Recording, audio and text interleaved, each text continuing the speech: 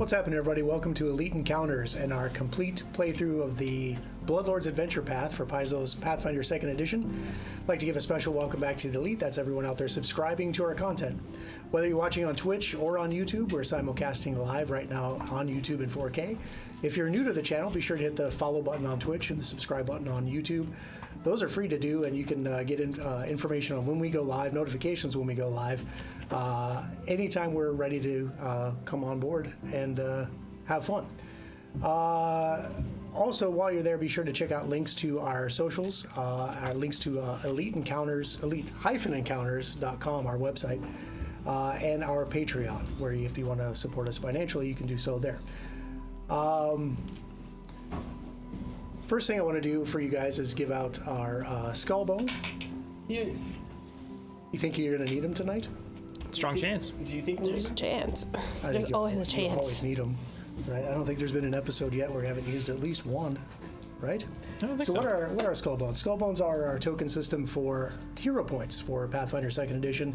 So players can use these to force a D20 reroll that they don't like, or they can have me reroll a D20 roll that they don't like, or they can cash all of these in that they've earned up to that point to make a heroic recovery and avoid death, which happens from time to time. Multiple times. Yes, multiple times. As I'm giving these out, I do want to remind the audience out there that you could participate in this as well. So right now, if you're earning channel points through watching our content on Twitch, you can donate 4,000 channel points to give a +2 bonus to any roll for any one of these guys here in the cast, excluding myself. Oh yeah, you need one too, right? Or you could throw 500 bits our way to grant one of your favorite players a honorary skull bone, which has also come in handy, I think. Certainly has, yeah. But you guys have been holding your own lately. So let's talk about... So let's put an end to that. Yeah, so because things are about to get a little weird because we're about to go into our first infiltration of the adventure path, and I think our first infiltration on Elite Encounters. Yeah. So this is going to be a little different for all of us. So I'm going to go over in tonight's actually, the infiltration rules, just to give us a refresher. I know we did that last time. But this will help us all kind of get in the mindset of what we're going to do here, because this is different from the standard kind of approach to playing these role-playing games. So an infiltration is a subset of the rules where you're trying to reach a certain objective that doesn't really require your standard explore a dungeon, hack and slash a monster, find the treasure, get out. Right? So this is slightly different. The first thing that an infiltration has is an objective.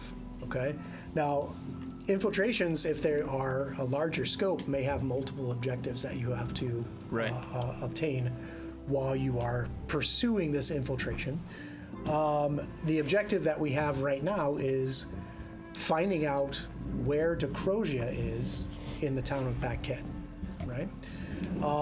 Once you figure out where she is, then it's time to put an end to her, right? Supposing you can even get there. Oh, man. Okay, I'll stop doing that. One of the first things that you can do in an infiltration, once you've identified your objective, is do some preparation. This is like a downtime activity, or like, okay, we know we're going to try to rob this bank. We know we're going to try to get into this fort to rescue this prisoner. Or we know we're going to try to get into this town that's hostile to outsiders to hunt down and destroy a hag, right? So you can spend some time doing some preparation activities, and depending on what you guys come up with, this is your time to really get creative and feel free to, as a team, spitball ideas, come up with plans. Once you are ready to execute the plans, then we'll see what happens. If you succeed at a preparation, usually by making a certain skill check or a set of skill checks, you'll obtain something called an edge point. Right? An edge point is kind of like a hero point for an infiltration task that you can use to turn a failure into a success. So instead of re-rolling, you just say, you know what, I want to succeed. And I want you to do that in a way, instead of saying, well, I'm going to spend an edge point and I win. I want you to describe like how you, maybe you're sneaking into a building and you knock something off of a bookshelf or something and it's about to crash to the floor, and well, I just failed my stealth roll. but I'm going to use this edge point turn to a success. So maybe you like tumble down to the floor and like catch it just before it hits the floor, or something cool and dramatic like that. I have a question. Sure. Can we, in addition to that, can we still use our hero points for rerolls if we're using it on an objective? You can use hero points to re-roll a d20 roll that you don't like. Yes. Okay. Yeah, it's a good question, because that doesn't make sense to like stack them up. But yeah, I would probably. I mean, well, I'm not going to tell you how to spend your hero points, but I think you all know best how to spend your hero points. Or how not to. But if you want to, you certainly can. Sure. Okay. So that's preparation. Then when you're prepared and you're ready to actually start executing the infiltration, you'll have a number of obstacles that you'll need to overcome. And again, that's planning and executing. You may split up into different groups. Some obstacles may be group obstacles where a team can go in and as multiple people succeed at certain skill checks or roles, then they'll gain infiltration points toward the success of that objective. Okay. Earn enough objectives and you will finally make your way to, win enough obstacles and you will finally make your way to the objective. Too many ob words. Yeah, it is a lot of that. I was talking to my obstetrician about these objectives. Find the obelisk. Obstacles, yes. Yeah, we were both sitting on an obelisk at the obstetrician's office and we're talking about obstacles. Oh boy. And one was very obstinate. And oblong. Are we doing limericks tonight? Obtuse. Is this a limericks episode? What? Now I'm really off the rails. So you have an objective. You overcome obstacles to earn infiltration points to reaching that objective, right? Now, as you're going through or doing these obstacles, like I said, some could be a group where maybe 2 or 3 of you split off and go do something, and each one of you will take turns making rolls to try and earn a point. Those will kind of proceed like normal rounds in like a combat encounter, but these rounds will be more than the 6 seconds. They could be minutes or hours of time, depending on what it is you're doing. If you make enough rolls, you will beat the obstacle. However, if you fail the roll, you may earn something called awareness points, where more and more people that are present in this town or in this place you're trying to break into starts figuring out something is going wrong. The more awareness points you build up, they may reach certain thresholds to trigger complications, and those complications are usually something bad that you'll have to face down. Right. Now, with all of that, there are also opportunities. More odd words. They really had to just choose O's for everything, didn't they? Yeah. Let's see. Yeah, so some opportunities are things that may happen that will arise that will give you a leg up in your infiltration. Like maybe you find a contact that is, sympathetic to your goals. Sure. Or you find a safe house that you can hole up for the night and not have the risk of being discovered, et cetera, et cetera. It's up to you to find those or up to certain events. But we'll play it out as organically and naturally as we can. Sometimes you can take the approach of like, hey, you know what? Here's your obstacles. Pick one. Give me a roll. You beat it. Okay, great. On to the next. I don't want to do that tonight. I want you guys to like really lay it on me as far as like how you're going to do these things, and I'll try to respond in kind. Okay. So that's actually any questions aside from the hero point question about how this is going to proceed? Okay. If things go wrong, you think we'll make it out? If we have to escape? So that's a very good question, because if enough things go wrong, you can earn enough awareness points to where your entire infiltration will fail. Ooh. Okay. Which means you're going to have to like retreat, let things settle down for a while, maybe try again. Maybe your objective is like, you know what, it's too hot here, I'm going to escape. Go somewhere else, they'll have to track me down. Maybe they'll beef up their guards, they realize, we're safe, and then they go back to the regular routine, and then you try again. It just really depends on the situation. Right? Sure. If you were trying to break into a fort to, rescue a prisoner, they might really up the guards and then realize, okay, if she's safe, our prisoner is still secure, we don't have any more infiltration problems, go back to regular guard duties. Sure. And that means everything's kind of settled back down. Then maybe you try sneaking again, but they might be a little more onto you this time. Yeah. Worst case scenario, they could just kill all their hostages. It would be really bad. Did you say set the fortress on fire? Oh, I don't think we can. Yeah, we can. I don't know if we've observed Pat Get enough to know how flammable the structures is, but we did learn that it was kind of like industrial. Yeah, and the fortress is just an example, not necessarily what's going on here. Now, she could be in a fortress. I don't know. Did you read the adventure? Is that what you're saying? You read ahead? No, you keep saying fortress. That's a great example, is why. I've played Mario. Yeah, Your princess is in Just, another castle. your hag is in another castle. that's right. You just burn the that whole would thing be- down That'd be so mean. You get to the end, just like, with fire. you're looking for Yolette. It's down the Decrosia road. is in another town. Okay. So, how did you even get here? Let's talk about what happened last time. Just a quick recap. You guys were aboard the Rusalka, and as you were starting to turn to use oars to come up the Yidjiran River to make your way to the Paked port, some kind of creature burst out of the cargo hold, and Mert held the line as his friends were racing down from wherever they were, topside, down into the row deck to help face this monster. They finally did defeat that thing that they figure out was a sarcophagus. But once they defeated that, a mummy actually burst out of the ruins. The team then managed to destroy the mummy, but at least 3 of the crewmen were lost in the process. As the ship was trying to recover from this catastrophe, Ophelia went in to kind of investigate the cargo hold and discovered information that the sarcophagus was actually bound for lead and was addressed to someone named Nathnelma at the Twilight Castrum. A little bit later that evening, Silver Skull held a burial at sea for his fallen crew and hosted a private dinner for the group, where he shared what he knew of Paked. Right there, it's a dead town. Everyone is undead. The entire town was poisoned at some point, and the creatures that live there now ooze poison. There's something horribly wrong, and he tries to avoid these creatures at all costs. He basically dumps off his cargo at the port. They take it on up the road to Paked, and he gets about his business. He knows that outsiders are definitely not welcome in Paked. After 10 days on the river, the Rusalka reached the docks there on the road to Paked, and there was already a wagon waiting there to pick up the cargo. You guys kind of hid below decks and observed this wagon as they kind of offloaded the cargo and it started making its way up the road. You then tailed it and finally found a place to approach it where Amon claimed to be some kind of inspector with the Carter's Consortium. They went over the manifest of the wagon's cargo. There was some back and forth about the fact that a large crate bound for the Twilight Castrum was missing, but you somehow convinced this wagoneer, this driver of this cart, that everything was on the up and up, and your inspection's over, and you go about their business, and they'll go about theirs. And this person that was driving this wagon, I don't know if it was clear last time, is one of these people that just kind of drips poison from there's something sickly green about their skin. They have long, thin claws that are constantly dripping this material.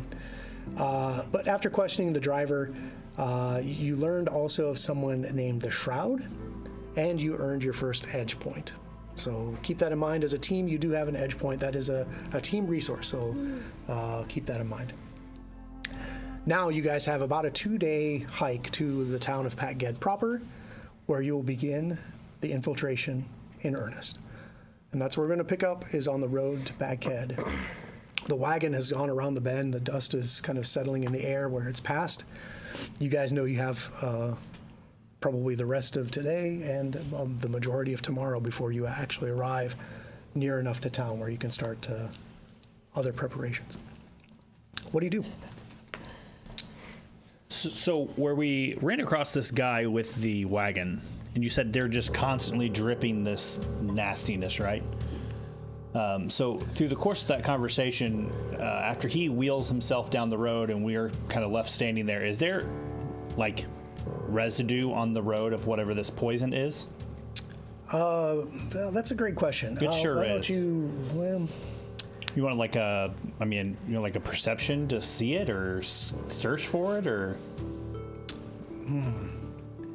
yeah, well, I'll take that. Or if you had better survival to maybe find signs of this guy's passage. I don't like outside. Okay. City folk. None of us do. Yeah. I think we're all city.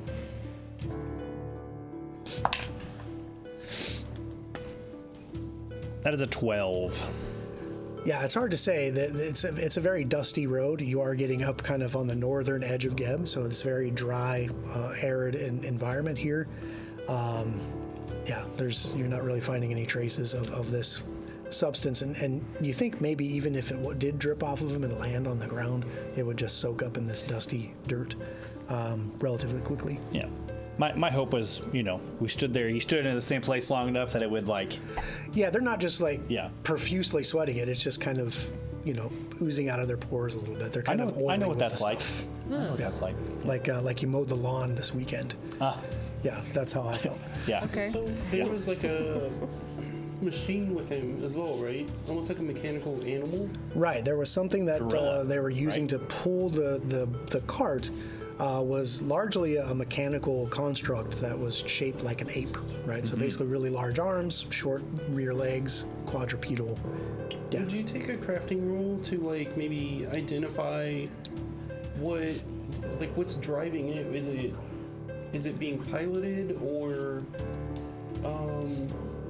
does it have like a motor or an engine or something? Well, you were able to observe it right there while you were questioning the guy. I did get that it was a construct. Yeah. Yep. You could give me a crafting, sure. Yeah, because I also kind of want to know like This will be a recall knowledge. what it was made of, or if it looked like materials that maybe could be collected in. So it was made out of a lot of metal parts and clockwork, and this isn't something that you can probably just collect out in the wild like wood or something. This was, something that was clearly manufactured. Okay.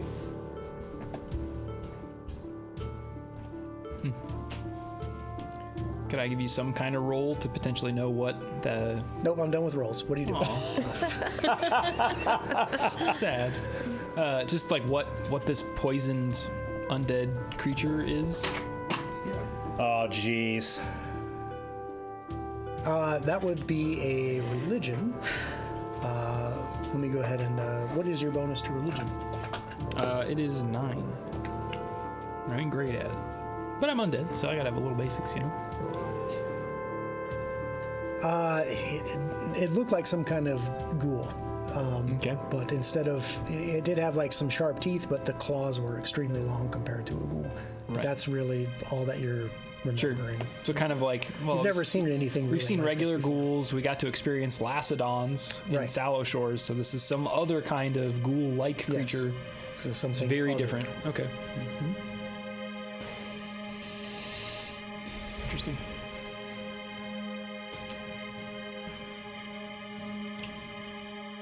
I'm done with checks. I'm done with rolling. Yeah, I'm At least for That's fine. right now. Would you tell me what you guys are doing?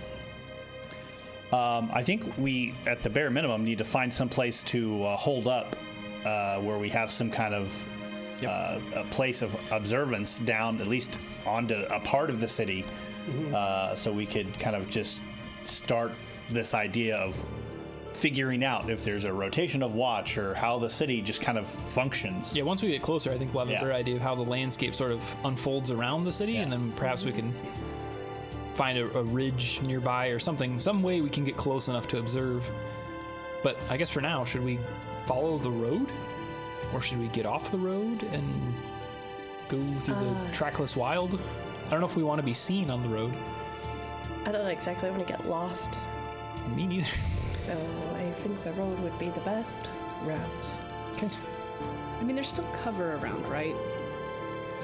Yeah, you could probably make your way along the road, but if you hear or see something approaching, maybe get off the road and hide in some of the rocky Okay. outcrops or some of the scrub vegetation that's around here. Again, it's fairly arid, so it might take, but to finding, it's not like a forest that you can just kind of skirt the road the whole time. Right. Gotcha. Okay. Would that be like the scout action?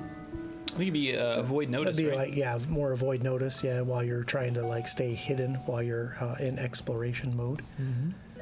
Because But someone can scout ahead along the road and watch out for something coming, and then provide that information to their group to hey, hurry up and something's coming, get hidden. because So Amon's normally just quiet, solemn, and during the time he was questioning the driver of the cart, he was just like uncharacteristically friendly, right? And he's kind of gone back to, it's almost like he was like happy and then just like kind of goes back to that same solemn mood. And then so as we're walking down the road, he's going to be kind of quietly walking in the back. And I was thinking while I'm back there, I could keep an eye out for anything that may come up from behind us. Oh, okay. So you're going to kind of more watch the rear guard kind of thing? I can scout ahead and make sure nothing's coming up on us. Okay. All right, sounds reasonable. I'm going to do none of those things. Okay. So you have Yeah, so Remington and the horse. Yeah, because I'm not leaving them on the boat. That's not happening. and the horse is remind me again the horse's name. Frederick. Frederick. It's going to take me a while to get that one. We love Frederick. Terrible with names, especially skeletal horses' names. It's hard to put a face to a name with a skeletal horse. Okay, so I mean, I can, if you want, if we keep a little distance from the town, I can use Frederick and kind of scout the area kind of around. Like, if we're walking, if the road is kind of what we're on, I can go into this kind of arid kind of area and see what exists beyond our natural like reach if we want. The town is 2 days away from this port. Yeah. So it's going to be some time before you get to that point where you're going to start seeing the outskirts of town. I just wanted to see like what's in the outskirts between here and there. Like what is, what kind of exists outside of our normal, just like looking like this A as we dusty, walk. rocky road. Yep. Okay. Yeah, there's not a lot out here between this port and this short road that winds through these badlands Gotcha. to Pagket. There's not any like outlying farms or settlements or even homes. Okay. Yeah, it's almost like just a dead wasteland. So it sounds like we just take the road and we'll see. Yep. I mean, all that dust that was being kicked up from the cart. If there's another cart coming our way, I'm sure we'll see it quite a long ways off. Yeah, that's a reasonable assumption. All right, so with those activities, we'll kind of spend the rest of the day kind of getting to where the sun is starting to set. Sure. And you're probably ready to find some place where you need to hole up for the night before you, and you're still nowhere within sight of this settlement. So I'll have you set up camp. What do you guys do for that? Well, is a fire a good idea? No, probably not. Probably not. I think we skip it and we look for some kind of butte or natural feature we can kind of hide ourselves in. Sure. Whether it's like a gulch or a small slot canyon or something, somewhere we can kind of tuck ourselves up in. I mean, even if it's just a big rock that separates Exactly. between Us and the road. us and the road, or Yep. the road or us and whatever's coming that way. That's a lot of geographical terms for someone with a +1 in survival. Oh, sorry. But no, that makes sense. I get what you guys are looking for. Someplace safe, right, where you can kind of set up and be secure, but also maintain a watch. Yep. And after some riding around maybe and searching this out, you find a spot where you can easily set up camp. Anybody pitching tents at all? Not much just three survival. Oh, that's funny. Just my bedroll. That was, We tried that once. yeah, that was We amazing, have a actually. tent. Yeah, I'm going to But say we at this can't use point it. you've figured out how to use a tent. It's not you don't need a survival roll to figure out a tent. I would hope. She It found was funny at the time. she found the instructions. There you go. Yeah, you I'm good watched at reading. You watched a video on how to set it up. Yeah. I gave it to Amon. Your tent There you ain't go. you. Yeah. Fix this for me. Right. Tent assembly for zombies. Is Yeah. that- Yeah. Yeah. So you guys get a tent set up. You guys get camp figured out. What are you doing while you're here at camp? I'll definitely take a watch, just to kind of like Yeah. if somebody does come up the road in the night. I only need a few hours of sleep, so I'm happy Sure. to take first and second watch if I have to. Okay. So do we want to talk about our approach to the city? I mean, we don't know what we're getting into. Don't even know what the city looks like. True. I mean, We don't even know if there's a wall. We don't know if there's a, we're going to crest this thing tomorrow. There's going to be towers with arrows, and I mean, who knows? Yeah. Like, I have no idea. Yeah, we didn't learn much from Silver Skull in terms of the defenses of the city. It sounds like he's never actually been all the way into the city himself, so it could be... no, but we learned about the shroud.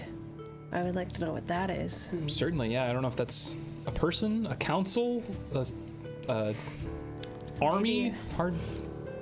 Now, I will say, kind of going back to what Lysander is talking about, you don't know how well defended this town is. Now, somebody last week made a critical success on their society to know a little bit about Packhead, also with information you got. You know that this used to be an industrial town that turned out things, all kinds of metalware, right? Whether it was cookware or weaponry or whatever. Plows. It's now kind of degraded. It's now a dying town. Everyone that was living there is dead. Nobody goes really in or out. It's a very small population. It's a polluted industrial town. All the mortal population died in a series of mass poisonings. Most of those dead rose again and continue to work there, like go about their lives just as if they did when they were alive.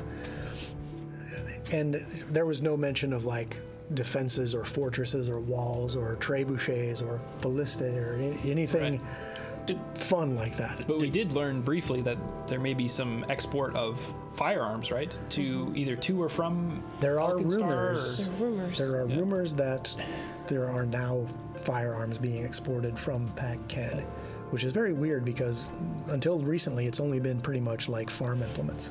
Right. Did we take for a moment and realize that this could have been like patient 0 test bed 1 for this Yes. Yeah. this We did poison? kind of at least We thought noodle about on it. that. I feel fairly confident if we could get some hands on enough scrap metal that I could create a convincing duplicate or of one of those machines. We saw one of them and we've heard there's more. And maybe something we could hide in to get in. So if we could Trojan horse keep an type eye out thing. for. What is a Trojan? I'd like to study some of those There's if in we a could book. see them and potentially try to build one. Interesting. Okay. That's definitely a viable option. Yeah. A Yes. Pat Getty horse. Sure, yeah. I guess it'd be an ape, though, right? Pat Getty A ape. Gebite, a Gebite gorilla. Yeah. So if we're gonna go with horse, can't we just like pack into Frederick and put some? You have the rib cage. Somebody hide up in there. Yeah, so like, is a rib cage? No. Is a rib cage big enough for a halfling to like squeeze in there, and then we can put some metal on the outside and make a For sure. floating mechanical horse? For sure. That could work. Because how tall is Frederick? I imagine him being like really. He's a pretty good size. He's Oh, okay. he's Could a probably he's a hide normal 2 size horse, halflings. but I mean I suppose Mert could probably squeeze into his like rib cage or whatever, but it's I don't know that Frederick is the preferred Mert delivering method, but Yeah. I don't know why. I just had imagined Frederick being like 3 feet tall, and I don't know why. Oh. There was no reason. Like a mini. Little Yeah, there's no reason for me to think that. little Shetland pony.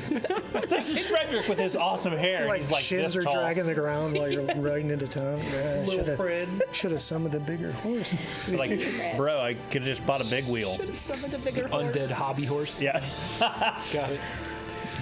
he's at all the grocery stores. Oh man.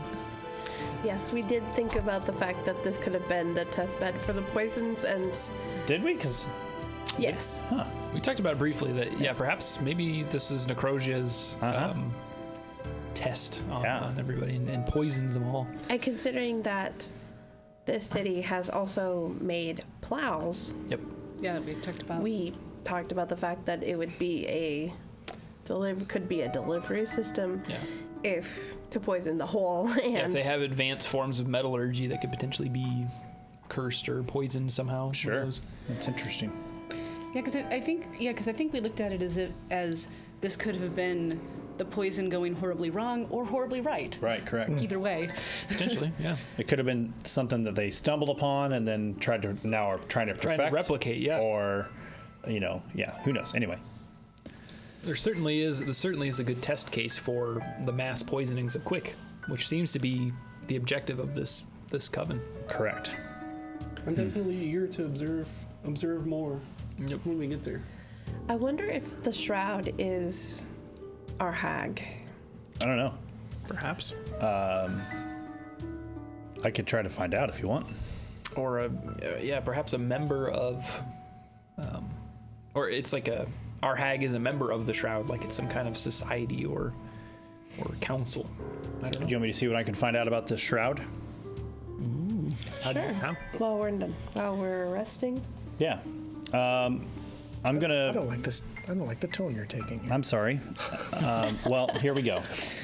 So what are we gonna do here, Lysander? I'm gonna use automatic writing, Ooh. and it's gonna Okay. give me a lore, a specific lore, and I'm gonna take lore shroud. All right, now I'm really on the spot because normally Yeah, normally I kind of give you an idea that I may think about some of these things, but unfortunately I was indisposed last week. Understand. You should have thought of this playing me. It should have been right on the tip of your nose. Yeah. Yes, I am a failure. And I get a plus two. apologize to I get everyone. a plus 2 to that roll for my looking at the stars, bro. Okay. Shoot. I'm Okay. such a stargazer. So this is your automatic writing. So Yep. explain, kind Sure. of go through the motions of what you're going to do. So I'm going to sit down, and normally there's a fire, but there's not one tonight. So with your permission, would you say there's a bright kind of full moon? Do you know that? Like what kind of phase the moon is in? I don't know that off the top of my head. Sure. Okay, great.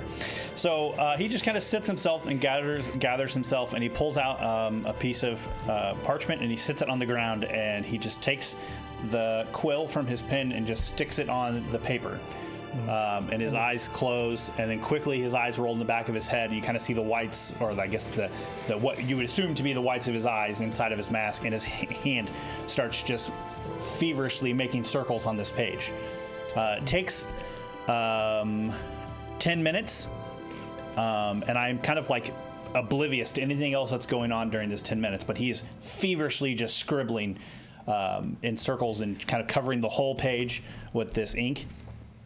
And then after he's finished, he grabs the paper and he normally holds it up to the fire where you could see the writing through the page. But with there being no fire, he takes it and he holds it up to the moon Okay. where you can see. And just then a cloud goes over the moon. Great. And then he says, this is bullshit. Yep. Merc shakes his head and his little candle cap turns on or something. Oh, yeah, and then the natural one. So. Oh, man. Something for sure. No, okay. So typically, I do write these out for you, just a little Yeah, you behind the do. scenes. I do kind of create a very like a cult way You to do, kind of you do. deliver this information. So I'm a little on the spot. little on the spot. But I don't want to just like vomit out the information. Sure. That's no fun either, right? So You want to get it to me after the break or something? that means I got to feverishly think about it while I'm just saying, trying I to can- play this I can game. play- No, you know. let's just ad-lib it right All now. right, here, let's go. Let's do it in the moment. Get it over with. It's so live. Who cares? I get a lore check, and Yes. you use my cult modifier instead of lore. You roll cult for me, and I get a plus 2 to that roll. Okay, so I have already rolled Great. your number. Love it. And you said your occultism is a 12? I didn't say anything. It is a 12, though. 14? It is a The 12. 2? All right. All right. Dirty, dirty cheater. These are all approved things that I've taken on my character. Right. That's true. I was talking about Paizo. That's fine. But you do notice as he's holding it up to the page, I'll give you a few more minutes to think. As he's holding it up to the moon, you have all seen Lysander's handwriting, Yeah. and it is not his handwriting on the page. Yeah. As he's holding it up and you're looking through the page, it is not his Yeah. actual handwriting. So he's Because not, it's the blank space. it's the blank space where the filled up. light is filtering through, Yeah. but it is in handwriting. So it looks like someone wrote it on a page, but it's just like the negative of the handwriting, Yeah. right? So when he holds it up, the space that's left is where the light shines through is in the shape of handwriting. Oh boy. Very cool. Okay, so I'm gonna just make this up on the fly. You're the I'm gonna best. Here we go. freestyle it, and it's probably gonna suck. No. So here we go. Lord Blackfingers smiles upon the man known as the Shroud. Unhappy he is in the duties he carries out. Once a great leader in the factions minor.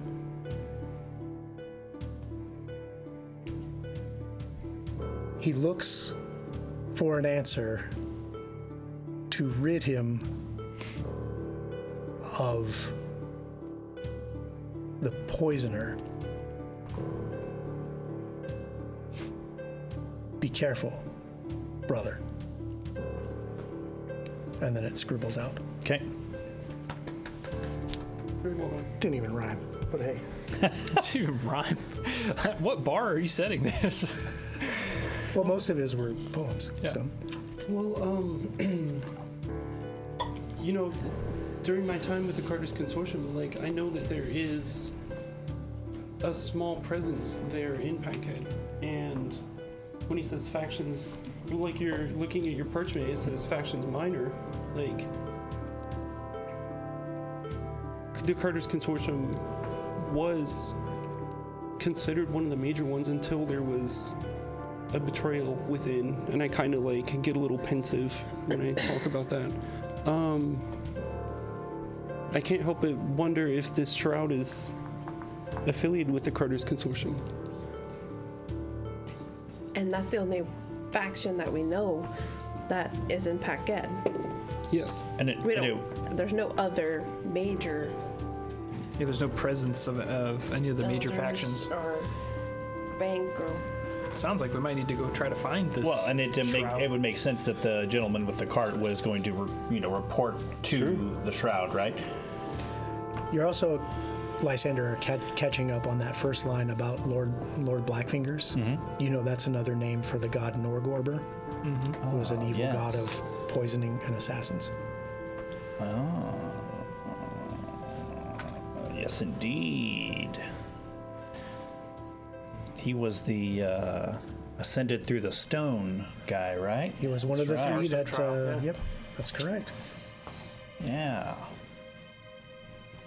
Interesting. And what was it? Something about wanting to be rid of Looking for an answer to get rid of the poisoner. the poisoner. So, this deity is of poison and whatnot is looking to get rid of a poisoner? Is that what I'm understanding? Could the Shroud be a potential ally? Is it maybe it's the Shroud that wants to be rid of the poisoner? Yeah, So- Lord Blackfingers smiles upon the Shroud. That smiles A upon the man Shroud. who is not happy with the duties he carries out. He's searching for a way. He once was a great leader in a faction minor, searching for a way to put the poisoner behind him. Yeah. Sounds to me like the poisoner is Decrosia. And So that would not make the Shroud. the Shroud must be some other man of that used to be in leads the- the faction. He's the faction representative in Yeah. Packhead. I think he was probably maybe the lead or the head of the Carter's Consortium or whatever kind of how that all shook Yeah. out. He's the one that's left there trying to hold this fort down, so Yeah. to say. And I think he may be someone we could lean on based on the way this reads to me is he's looking for a way to get rid of the poisoner. Yeah, if this place is downtrodden and run down, if we can somehow restore business Yeah, for sure. to this settlement, I imagine that there may be those that be willing to betray her, Sure. to make that a reality. I definitely think that when we get there, we should look for incoming and outgoing carts and shipments, because that might be a clue to where this Shroud might be. I mean, I would make sense if I was the head of something that was delivering goods somewhere. I would be close by where the goods were comings and goings, for sure. Especially if that car driver mentioned he was going to report to the Shroud. Yep. It sounds like when we do get near the city and do start finding our way in, we do need to try to locate the shroud first before we go to try to find a crow ship. Perhaps be a very powerful ally on the inside. Agreed. Well, that's how I spent my 10 minutes, cheating as I may. Anybody else got any bullshit they want to do? Okay. No, that was great. I think that is a way, and that's the whole shtick behind these abilities, is to get some kind of prognostication, some kind of That's a big word. divination on what you're about to face. I got right? plenty That's of that. The whole point, right? So very cool and very good use of that to pick up that one little clue and pull that thread and see what else you can find. Sure. So I technically actually love it. I technically also love it. Okay, so maybe the exhaustion of the traveling on the dusty road and picking your way over these rocks has caught up to you, and you feel like, maybe the time for planning is when we get there. But we have some information to work with now. So the night pretty much goes uneventful. You might hear, something scrabbling over the rocks, but it's probably some, small prey or small predator out hunting during the moonlight. Yeah, it could be. What did you say? Lizards? Yes. Wizards? Lizard Maybe. wizards? Depends. But nothing happens. Wizard lizards. And That lizard was not a wizard. this is gonna be Yep. a stupid night. No, it's not. We're going to focus in. Here we go. We are focused. So, Shout out to the Australian band King Gizzard and the Lizard Wizard. yeah, Not a sponsor. yeah. Also not a sponsor. Not even on our Patreon. Yeah. I mean, can you believe it? King Gizzard and the Lizard Wizard, if you are watching us, feel free to follow, subscribe.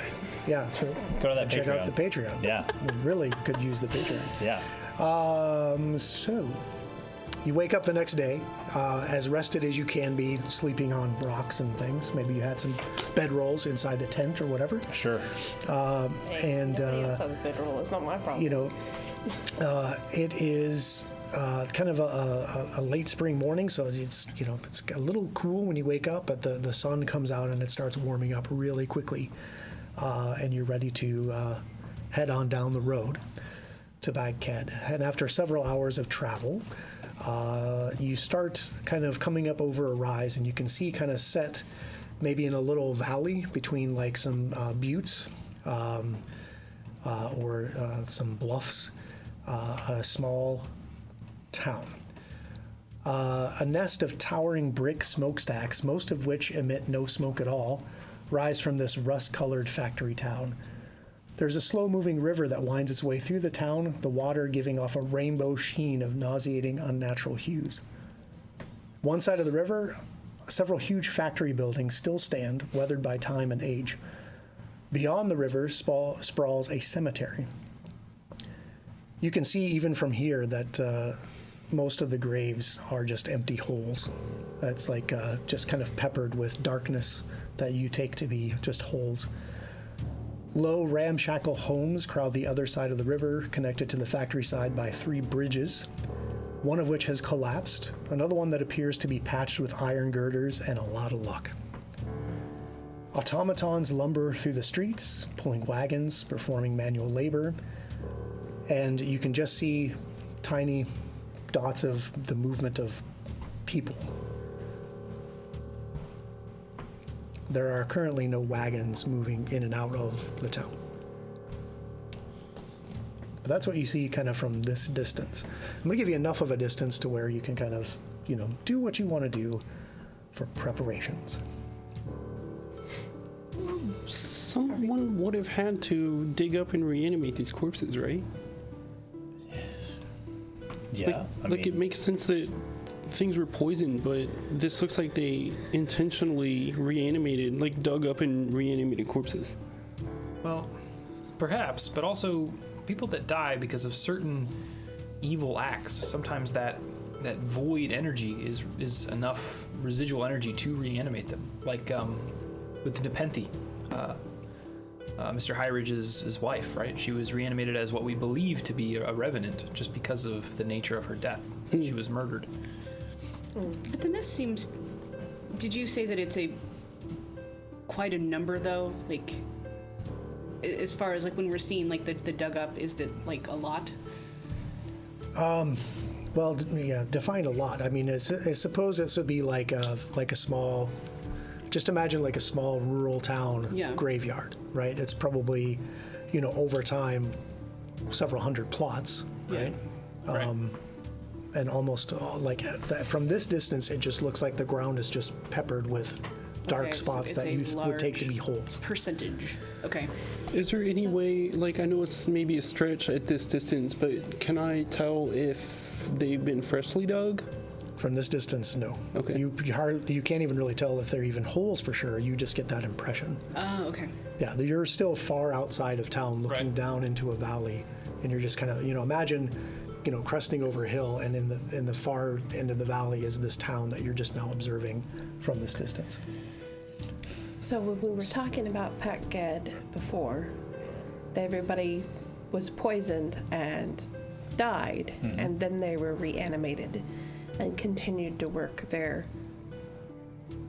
jobs, so to speak, is what I believe your information was that you said? Yeah, with whoever made that society roll, that's what you got. Yep. It was Alara. So which bridge is out? One of the three. Yep, that's what I'm saying. Like of the three, can we see all three bridges? Which one, like from closest to us to furthest from us? Oh, the one closest to you, we'll say. Okay. All right. So do we want to take to one of these flats up here and overlook the city for a while? Yeah, I think we definitely should cut off the road and try to get up on Yeah. the edges of one of these ridges. Yeah. Yeah. I think it's also worth pointing out, just for future reference, that the bridge that's out, no one's going to be going that way. So that might Correct. be That's why I was a asking good place to... where the bridge was Okay. out, because it's not naturally the populace is not going to be going to a place where the bridge is out. Yep. So it's going to be less. So just to be clear, make sure that I'm describing what you're asking. There's the cemetery, the river, factories, and then these bridges that kind of connect these homes to the factory quarters, so that where people live, they can come in and work. Right. Of those three bridges, one of them is completely collapsed. You can just see like the ends of the girders and nothing in between.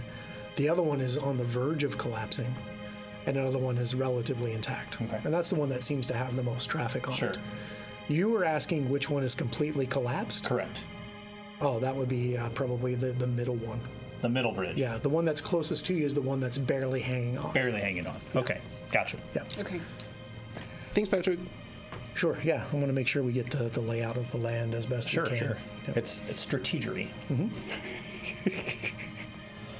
So the water that runs through this town, Yes. It's disgusting. I'm sure it is, but where does it come from and where does it go? Like if I'm standing on the hill and I'm looking at this town, how does the water go through the town? Like from my left to my right, do you see what I'm saying? Like if I were to run down the Sure. river and jump in the water, where would I have to run to get into the river, and where would I exit if I float all the way through the town? So the town is kind of bisected by the river. Okay. And it kind of there's no actual cardinal direction. It just I'll read this again. A slow-moving river winds through the town. The water is Gross. unnaturally colored. On one side of the river, several huge factories still stand, weathered by time and age. Beyond them sprawls a cemetery, and then across the river, three bridges are the homes. Okay. So if you're looking at the town from where you're at right now, Yep. you have the road that's kind of coming to you. Yep. The river is kind of maybe from northwest to southeast. Love through it. the town. That's all I need. Yep. Yeah. So I mean, Is I'm it... just making that shit up. No, it's fine. So from our vantage point, is the river flowing into or out of town? Through. Right, but is the that water town. going this way or is the water going this way? It's so slow moving Stagnant, and sluggish almost? that you can't really determine a Okay. current. Cool. Yeah. Interesting question. Yeah. It just looks like this weird oily sheen that kind of roils about. So really getting a sense of current is, especially from this distance, Yeah, sure. is Right. going to be impossible. Gross. So if we were staying on this road, we would be heading into the industrial district or the cemetery. You would be heading into the factory area. Yeah. Okay. Which there might be metal there. There Might just be. So you got to break into town to get all the scrap metal. Yeah, To rip it- come back rip- out. Yeah, rip a factory Spend a down. few weeks building a construct that you can all hide in. Yeah. And then walk this functioning robot Uh-huh. into the town that you just broke into to get the scrap Knock metal on to the build door. said robot. Yep. Do you think it'll work? Well, you can always try. Hey, you asked us to get creative, man. We're Yeah, I also meant Joseph's smart. dang. Okay. No, you guys. I'm going to sit up on this hill, and while we're kind of discussing, I'm also just going to be probably just kind of running some numbers by just like the number of people I can count, Yep. like where people are going, so that we can start logging the movement of the foot traffic in this town. I'll That certainly be sounds doing. like a perception check. It sure does. Also, Patrick, we were talking about my assume a role activity, and it allows me to like study someone working a role in order to give me a bonus to my deception if I were impersonating that role, right? Would you allow that for me to Not from like? this distance, no. Okay, if we 16. got- Like you're barely being able to tell that these are people. Sure. If we were closer, would you allow that for picking out to see if it looks like anyone is performing a role? Well, we'll see when we get there. Okay. Okay. I'm sorry, what'd you get? 16. 16? Yeah. Okay.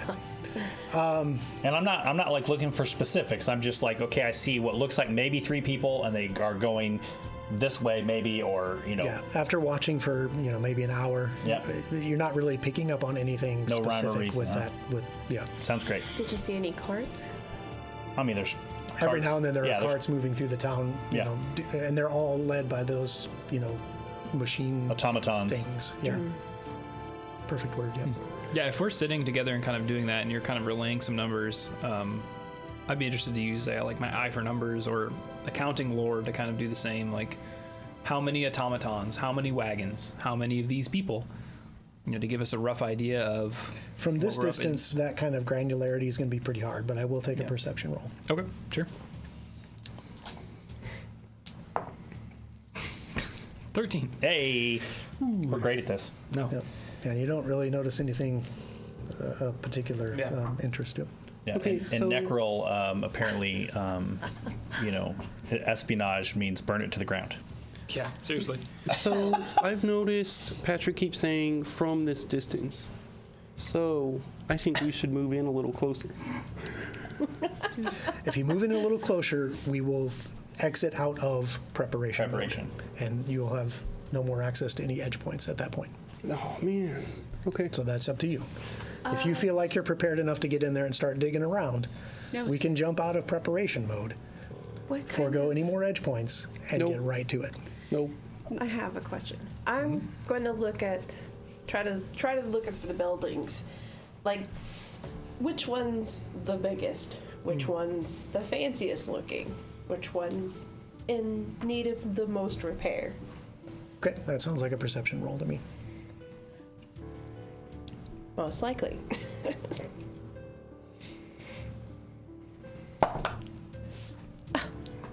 Yeah, rolling right with him. Oh, no. 13. We're great at this. Oh no. We're great. From this distance, they all look the same size. And they all look like they're garbage. They're exactly the same. No, it's so. In all seriousness, yeah. From what you're seeing, and maybe from the angle, maybe it's the morning sun that's coming at you this way, but most of the factory buildings are just kind of uniform factory buildings. I want you to imagine like Industrial Revolution England, right? Birmingham or London or Liverpool. Just Yeah. dirty, soot everywhere, and just bricks, rusty red bricks everywhere. Think Peaky Blinders, even though Yeah. it's set like obviously a little Yeah. bit later in time, but that kind of same kind of dirty industrial town. So to find one that is nicer or bigger, there's not really anything that fits that. It's all kind of the same state of decay, the same state of disrepair. Maybe there are some factory buildings that may look a little larger, like maybe 2 or 3 stories, and spread for a long section of the street. There's one that you can see. I'll give you this. There's one that you can see, maybe a couple, that seem to have more wagons parked in front of them than others. So maybe those are the busier factories at this particular time of day. But there's nothing that's more in better repair or fancier, I guess. There's some that you said there's smokestacks that don't have smoke coming out of them. Are those buildings vacant? Hard to tell. Can I roll a perception for it? To see if they're vacant? Do you have Well- X-ray vision? You're level 6. Advanced undead benefits. Yeah, I wouldn't be surprised.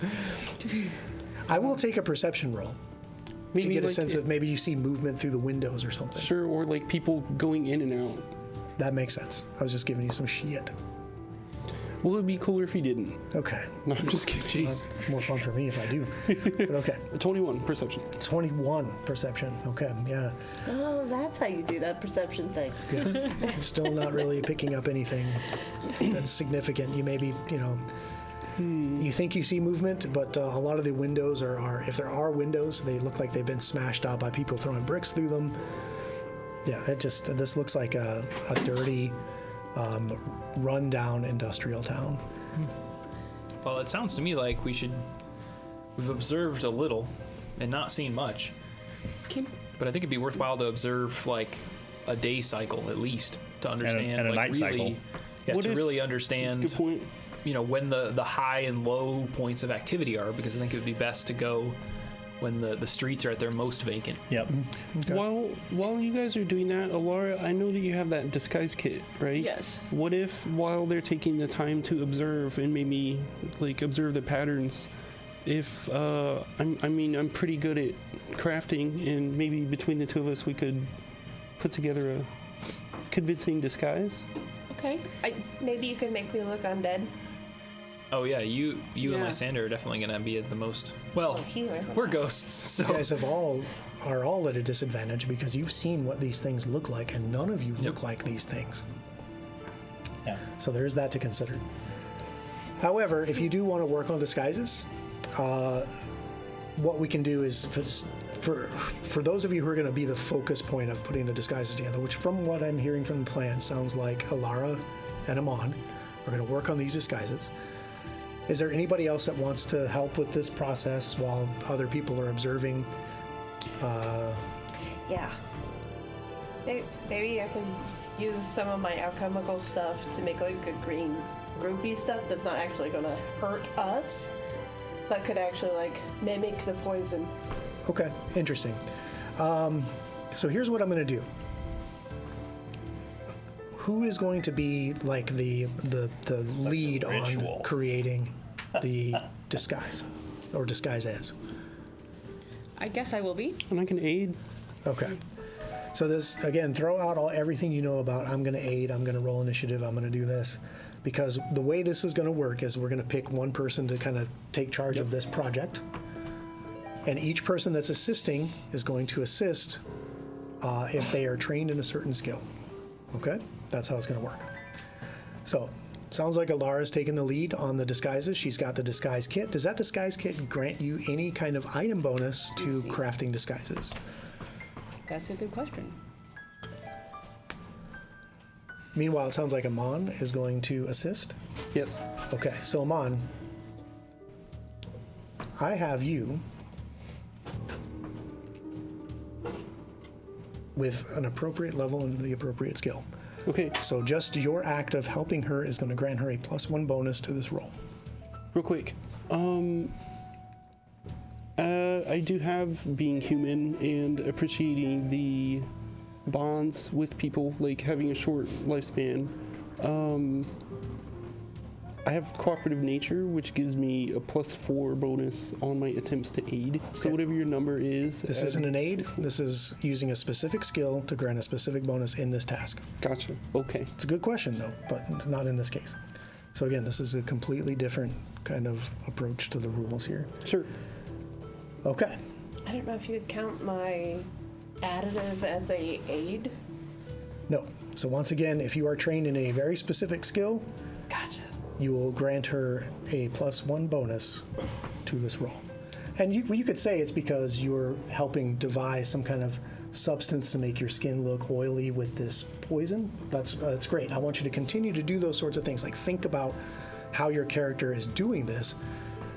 Just because I'm saying, well, nope, it's just the skill to just get a +1, but I still want you to tell me how you're doing it. Yeah, sure. So keep doing that. I applaud you both for that kind of.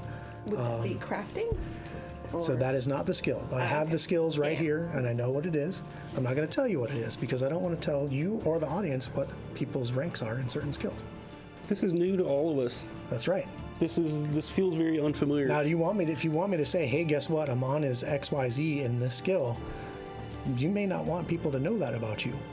So I'm going to keep it as private as possible. Yep. Okay? Well, Because maybe you maybe don't fully trust each other yet. I don't know. maybe I can like grab my paints, like Alara with your disguise kit. Maybe I can also grab my paints, and maybe we can mix a shade or something that if we rub it on our skin and then rub it off, it'll leave like a stain or something to maybe look undead, something like that. I like that. It's kind of go for that green hue. Sure. Yeah. So with the mix of like what you're doing with making some kind of oily substance, whatever that may be, to mimic that kind of, Drippy poison. yeah. And then you're going to do something to mimic this kind of green hue to the skin. And then you have your disguise kit to like maybe, do up some to cover the fact that you are a ghost or something. How this paint is going to interact with ghostly skin, I don't know. But we'll see. So with all that being said, we will now let you roll a deception check. And I'm going to do that in secret for this particular one because this is a preparation. Now, if I'm using deception, I can use versatile performance to use my performance bonus. For deception. How are you going to perform these disguises? What if she performs to Let me like see. test them?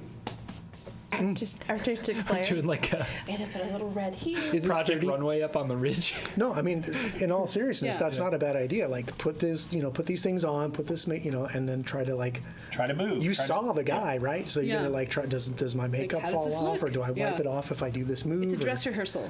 Yeah, I'll go with that. It's a dress rehearsal. So you're going to use your performance instead of deception. I totally With pulled all that the out my granted ass. I'm glad that bonuses. worked. That's what the name of the game is pull it out of your ass until we roll a die Yeah, yeah. and see what sticks. Oh God. Okay, maybe I could have phrased that better now that I think about it. A little bit. Okay, all right, so we'll go with the performance. I'm going to grant you +1 from Ophelia's alchemical work. I'm going to grant you +1 from Amon's work with his paint. To do this. All There we right. go. Okay. So you spend most of the day as they're doing these observations. The three of you are powwowing to kind of create these things. You're trying them on. You're like, look at me, I'm a driver, like you're trying to act like this one person you've met so far. And you feel like you've come up with 5 viable, passable disguises Oh, nice. that could potentially help you. Okay. So this is going to grant you 1 edge point. Yes. All right. However, it's very important to note that this particular edge point can only be used if you are making a role in which you are using kind of a false identity when you're in this disguise. Okay, if you're doing something where you're not using this disguise and you're not trying to, like, if you're sneaking, a disguise isn't going to help you sneak. Or like Does that make jump sense? or climb. Yeah. Yeah, if you're trying to climb a wall and that's your objective, the disguise is not going to help you do that, so you Right, don't get gotcha. that edge point. So it's very important to keep track of This is the like fact if that we you get have caught. a disguise edge Stop point. somebody. Sure, like something like that. You have a disguise edge point and you have a regular edge point. Okay. Sounds like you guys are about ready to I think so. move on. Did Lysander and I learn anything from kind of observing like all night, all day, in terms of if there's a The only thing that you really did observe, again, there's no real pattern to what you're seeing, but it does seem that the nighttime is less active. okay, nighttime it is. I would not have suspected that. I would have guessed nighttime would have been more active. Well, but can we that's even just- go at night though? If not all of us have dark vision. And remember, what you know about Paquette is that this was a living city. Right. That everyone died and Yeah. came back was raised again, and they just went about their lives like they did before. Right. So they would probably still keep that diurnal pattern Sure. That makes sense. or work the day shift. Yes. But should we try to go at night with Lysander? If he has to have light magically on himself, that could give us away. So maybe we go in the evening time, or Well, when you say go, what is it you're going to go do? When we decide we're going to pull that trigger and try to move out of this preparation phase, probably into the Infiltrating phase. I feel like, me being able to see would probably be a benefit to us. If they aren't active during the day, and if they cross the bridges in the morning to go to work in the factories, then would it make sense to infiltrate at night into the factories when they're all at home? Now, they're not all at home. It's just less activity Right. at night. Less active. But they're not going to walk into like empty buildings and be able to like just walk around. Right. There are going to be people still working. Right. Well, what do you all think? well, we need to find this Shroud. Yeah, we need who to find- seems to be affiliated with the Carters Consortium. So whatever buildings we saw that might have had more carts around them, Yep. those are probably where we need to target first, right? I mean, if he's some kind of foreman or something, I Yeah. would imagine he would be working closely near one of the factory buildings that has more exports coming out. Unless there's a different place we want to approach. But either way, how do we want to approach? The river, even from this distance, looks toxic. I don't know about just swimming in the river No, up to the edge of the factory. I suggest no. Yeah. And I don't know if we could just walk straight in through the road. I mean, Yeah. maybe if we had a cart or something, we could disguise, like cover everyone with a tarp or something. But I don't think we have the luxury of those materials. We do not. You have disguises. We have disguises, but we don't have a cart.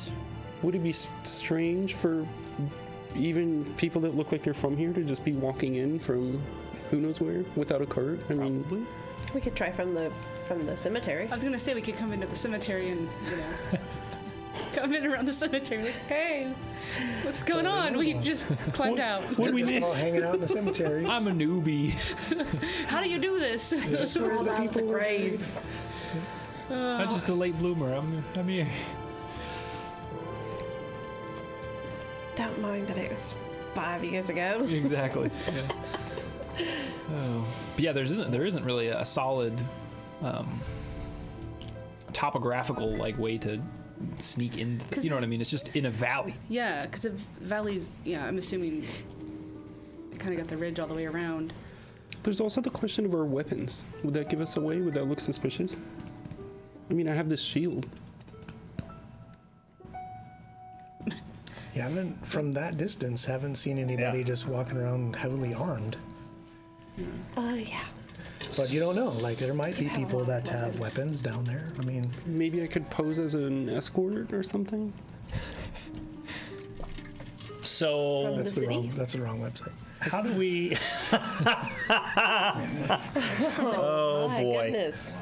Are we from the next town that was also poisoned? Your water is very loud. It is. It is. Sorry. Everything she does tonight. I know. Eating her candy at the table, drinking her water. How do we feel about like a distraction maybe, or something that could force the city to be out of rhythm? Like, I don't know. Like, I'm just shooting ideas here. I don't know. Sure. Yeah, if we started a brush fire or something, Right. for example, that may distract some people from a certain part of the town, but So it we are certainly gonna is set something on fire. certainly is gonna put people on alert. Wait, correct. I'm just I'm just talking kind of arbitrarily trying to get my brain to kind of think outside of this idea, because clearly it's you get some bamboo straws and throw yourself under the water and walk your way in until I turn irradiated green and I'm dead from this whatever's in this I don't water. think the river is a good choice unless Yeah. we have some kind of boat, and I think even a boat would be pretty conspicuous just to float through the center of town. for sure. I do like the idea of a distraction. I just thought that if we're gonna And it would be one of those things where you would have to rig it to where it would cause the distraction well after we're gone, or well after we're moved into the town.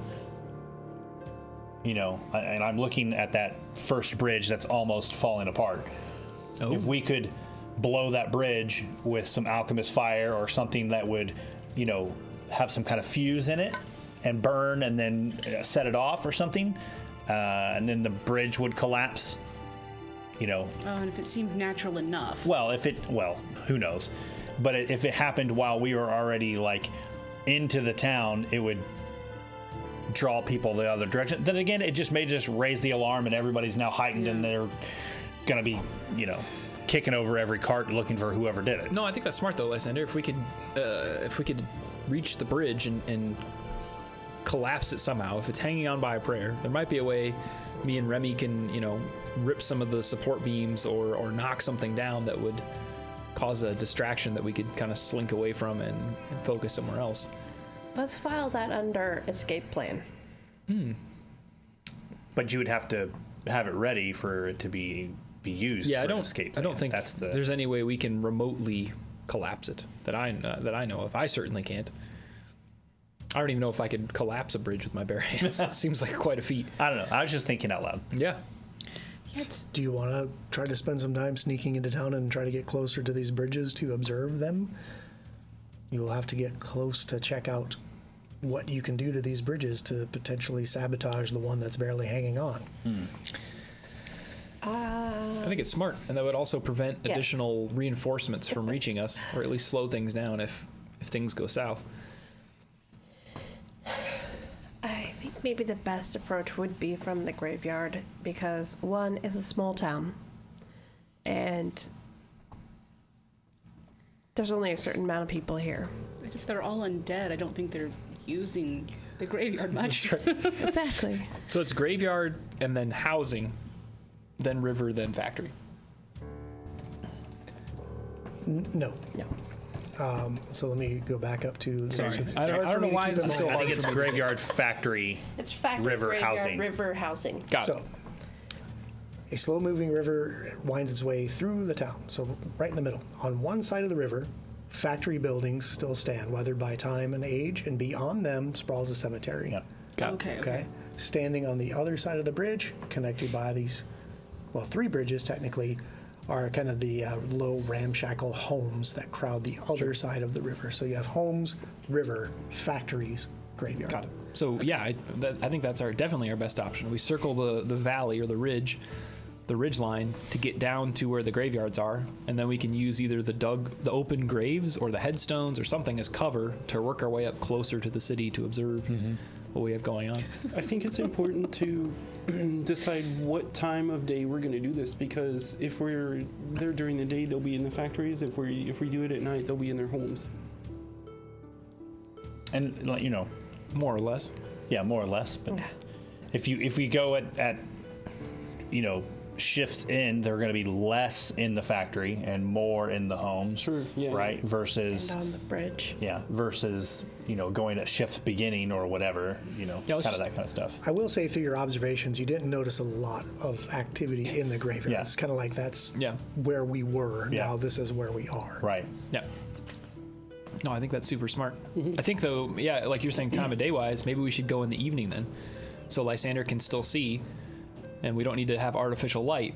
But if we, you know, as we do progress into the city, we may have the cover of less activity during what's beginning to be nighttime, and if we need to escape, we'll just light it up and run. You know. Right. I would like to get closer to the bridge and see if there's a way that I can rig it. How many? Now I'm That's on the complete opposite yeah, side of the town. right. So I'm we can do envisioning, that too. and this Eventually. could just be how my mind is envisioning this. So we have the graveyard, and then the factories, the river, and the houses. How are the graves laid out? Are they are the gravestones like this, that where we could hide behind them and have cover to the factories, or are the gravestones like this? Ooh. Let me just check in the well, book if they because- decided the direction of the gravestone. Either way, hold on. Either way, I'm looking for cover, right? So cover would be you could find cover in would be I could hide from gravestone to gravestone, or cover could be I hop in the hole and I go to the next hole, and then I go to the next hole, and then I go to the next hole. Either of those approaches Okay, would work. Now, I will say that getting in and out of the holes will require like some athletics checks. I'll dig. I'll dig to the next one. Burrow? I'll dig to the next one. What? And I'll make a trench all the way to the end. I'm Just still get pretty sure that Right. that's. So the infiltration athletics. took 7 months. Hey, you didn't say this had to be a quick thing. You should have gotten a skeletal badger instead of a Right. skeletal Well, horse. That'd be possible. All I know is by the time I get there in 7 months, I'll be like level 12, and this will be a lot easier. I don't think that's. Experience digging a hole. However, How I many will say, bad guys we're gonna run into digging holes in graveyards? Anyway, let me just check the book here. 0. Yeah. Because they're all up there walking. Sure. Yeah. Are you guys getting close now? Remember, Yes. you can split up. You don't have to all go to the graveyard and then all go to the bridge. Yeah, you yeah. can if Ophelia is adamant about wanting to check out the bridges, you can go do that. You could go do that by yourself. It would be less conspicuous than a group of people. Yeah. You could take them on with you. You could take Don't rope me into this. Look. take Lysander and his entourage with you. However you guys want to approach it. You don't have to go I'm again gonna go. completely forget about we're in a dungeon Yes. and we got to do this. You can split the party and it's gonna be okay, mostly. Bullshit. Ophelia, if you want to go take care of the bridges, I'm down to go with you because I think that even if we can't devise some kind of alchemical bomb or something that can do it, I may be able to just force some of the most vulnerable girders off. So I'm down to go with you. And if they go to observe the factories, then I don't want it to go now. I think it would be best if it was a possible escape route. Like we were running across it, and then after we got across, you could hit Yeah. something and boom, and Yeah, I think take we the could- bridge Yeah. down. I think we could at least Yes. damage it more so that Yeah. if another cart goes across it or something, that it would collapse. Sure. We could certainly try to do that. Something So you like want I to wait could till hit you're a running switch. away to figure out how you're gonna blow the No. bridge. No. I'm gonna go and observe the bridge, but I'm not gonna set it up to crash Oh, I see. Okay. until. Well, I'll set it up to crash. Like maybe if all I have to do is kick this rock out of the way, and then everything starts Yeah. Well, that's That's what I a was really gonna say. shoddy bridge if that's the case. But yeah, Is there a I see what way- you're saying. Hey, it's hanging on by a thread. Right. Is there a and- way to set up a trigger where if we were to try to escape and run across it, we pull a cord or kick a rock or something like that, and then Yeah. That's a good thing to that's scope what I'm out. I doing. think that's what she's Yeah. Yep. trying to get Yeah, and I'll across. go with you on that. And if, like you said, if we do discover a specific vulnerability, we can at least damage so that it can be destroyed the rest of the way when we need it to be destroyed. I think that would be smart. Okay. We are. We're not looking at pushing into this town this evening, are we? Because we were going to go do this thing, right? We're not going to go investigate this bridge and then just swing right around and go right into and go, right? Are you saying you want to camp on the edge? I'm saying do you have something you want to? I have things I can do, but they may Okay. be a once per day kind of a thing. And if we do them, then we can't. I can't do about- them again. Again. Ophelia and I could go tonight Sure. to scope things out in the dark. Okay. And then tomorrow we could plan to Okay. check out the factories in the evening. And the two of you now have dark vision. We do. And I've always had dark vision. I'll stay here to defend Lysander and Alara. Wow. All right. When you say here, where is here? Are you guys still staying up in way on the outskirts of town? I think we are going to. Do you want to go around and observe the graveyard and kind of get that Or just vantage move on point? the ridge. Now that puts them on the complete other end of the town Yeah. from us. This is gonna be like an hours long round. Yes, Right. but it would. Now remember. Now, just- granted, even if things go sideways, we're still 83 rounds to go help them. So just saying. Yeah, it's not going to devolve into 6-second rounds unless yeah. a combat breaks Right. out. I mean, that wouldn't happen, would it? No. I have faith in them as long as they're under the cover of night. All right. Okay, so let me just make sure I have this straight before we start getting into what's happening. Yeah. I have Ophelia and Mert that are going to skirt out to the bridge end of town. Remember, this is over the river. Yep. So you're going to have to basically get into where the houses are. You're going to be walking around in the houses to get to the bridge. I'm assuming you have your disguises. Yeah, we're just The bridges aren't from like out of nowhere into town. Do you have the homes, the bridges over the river, the factories? So you're going to have to, if you're going to go observe the... We're going through the factory though area because it's a cemetery, right? Okay, now I'm really confused. It's cemetery, factories, and River then the with bridges. But we're all approaching from the cemetery end. Oh, I got you were approaching from different ends of town. Yeah, I thought we were coming. Again, there's no big battle area. Let's just fast forward to the Decrocia fight. What do you Okay, let's go.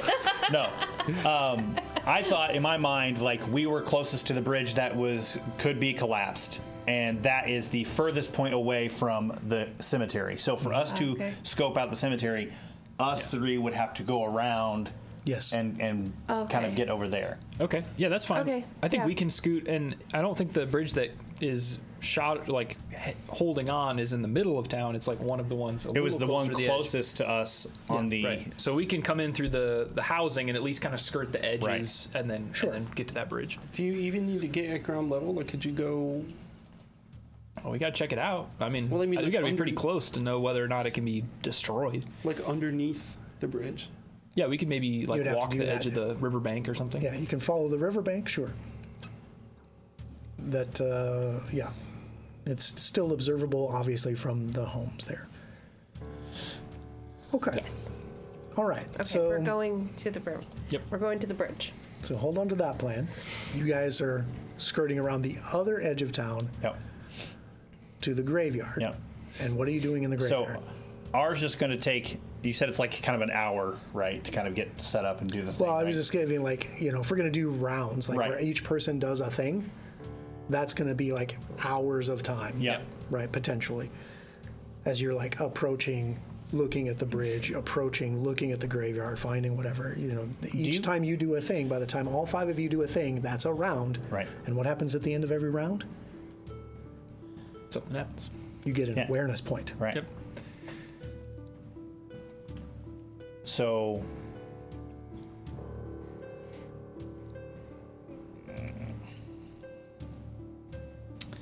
This is tricky. I would rather stay right here and watch them do this and make sure Okay. that this goes. Okay. Why don't? It's Because entirely up to you how you approach this. you had some. I do. So it gives me okay. I want to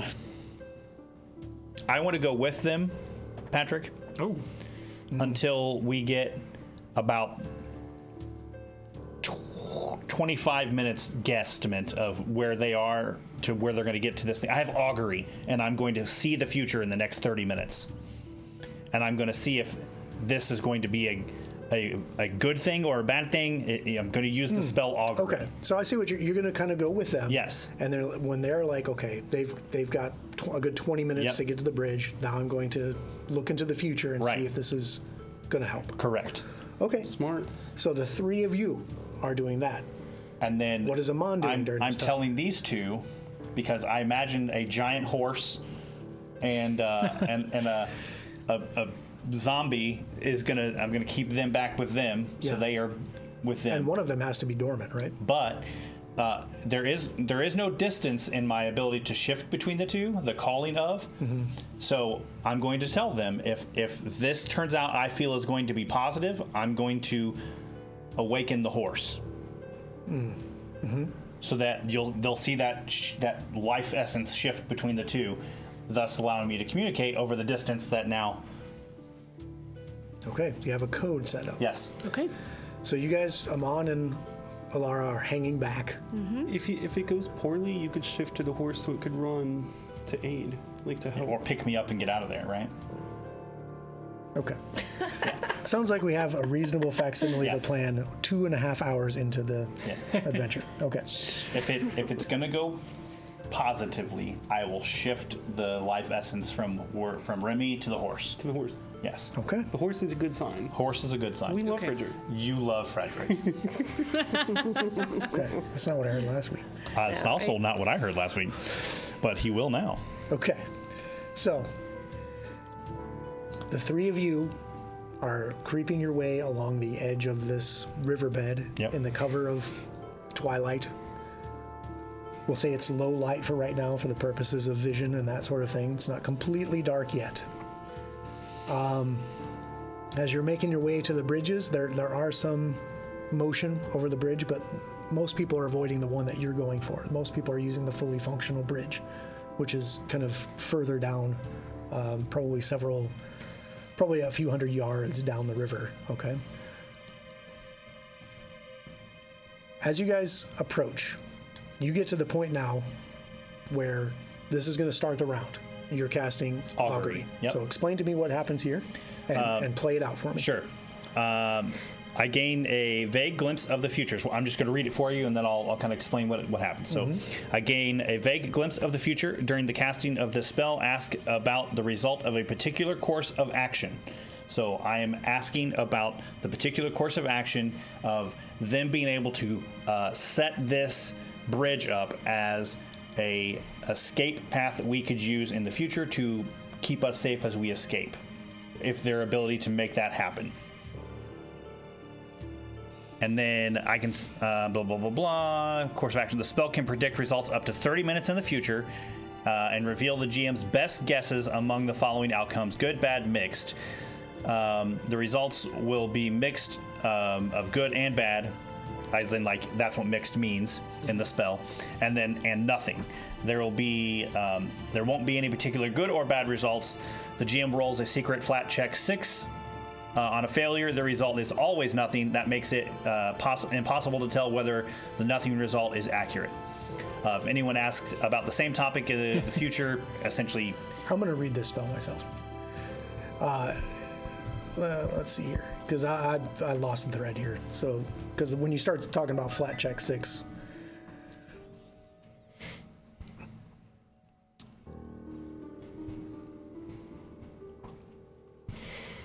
okay.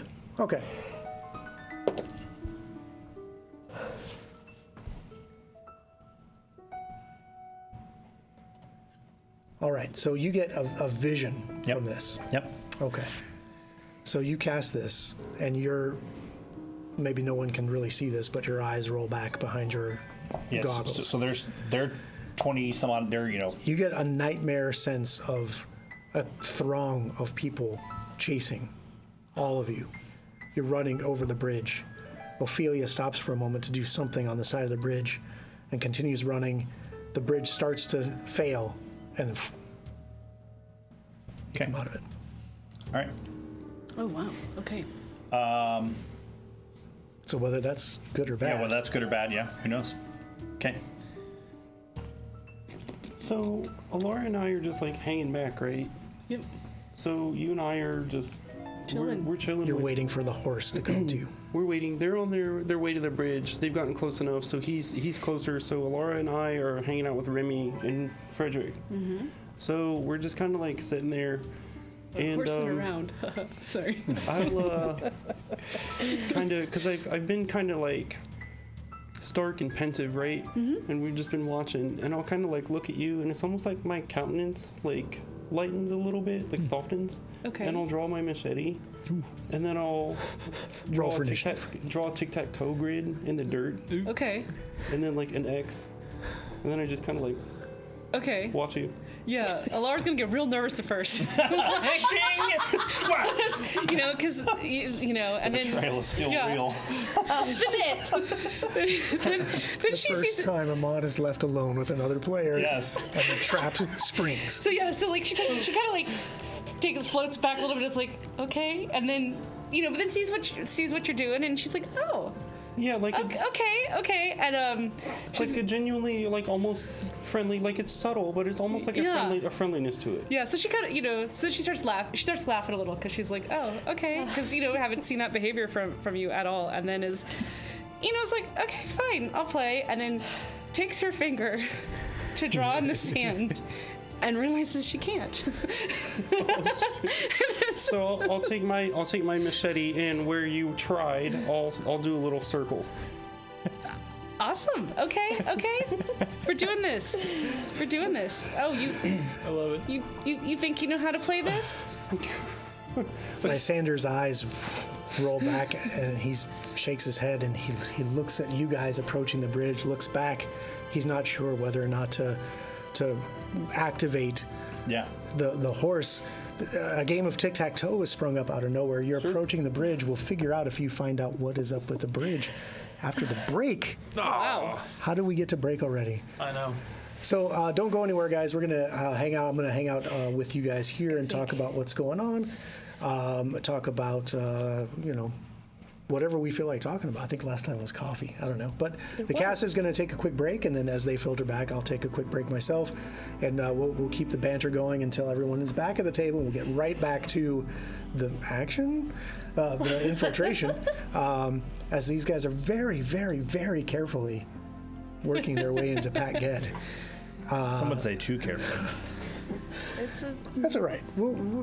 We're just now figuring this out, right? It's a lot to figure out. We'll figure out the pacing a little bit as round one of our infiltration is about to kick off. Sure. But no worries. That's what I'm here for, is to have fun, tell a story, and the more you guys need, lean into it and describe what you're doing, the easier it is for me to figure out, okay, this fits this, this fits this, this fits this.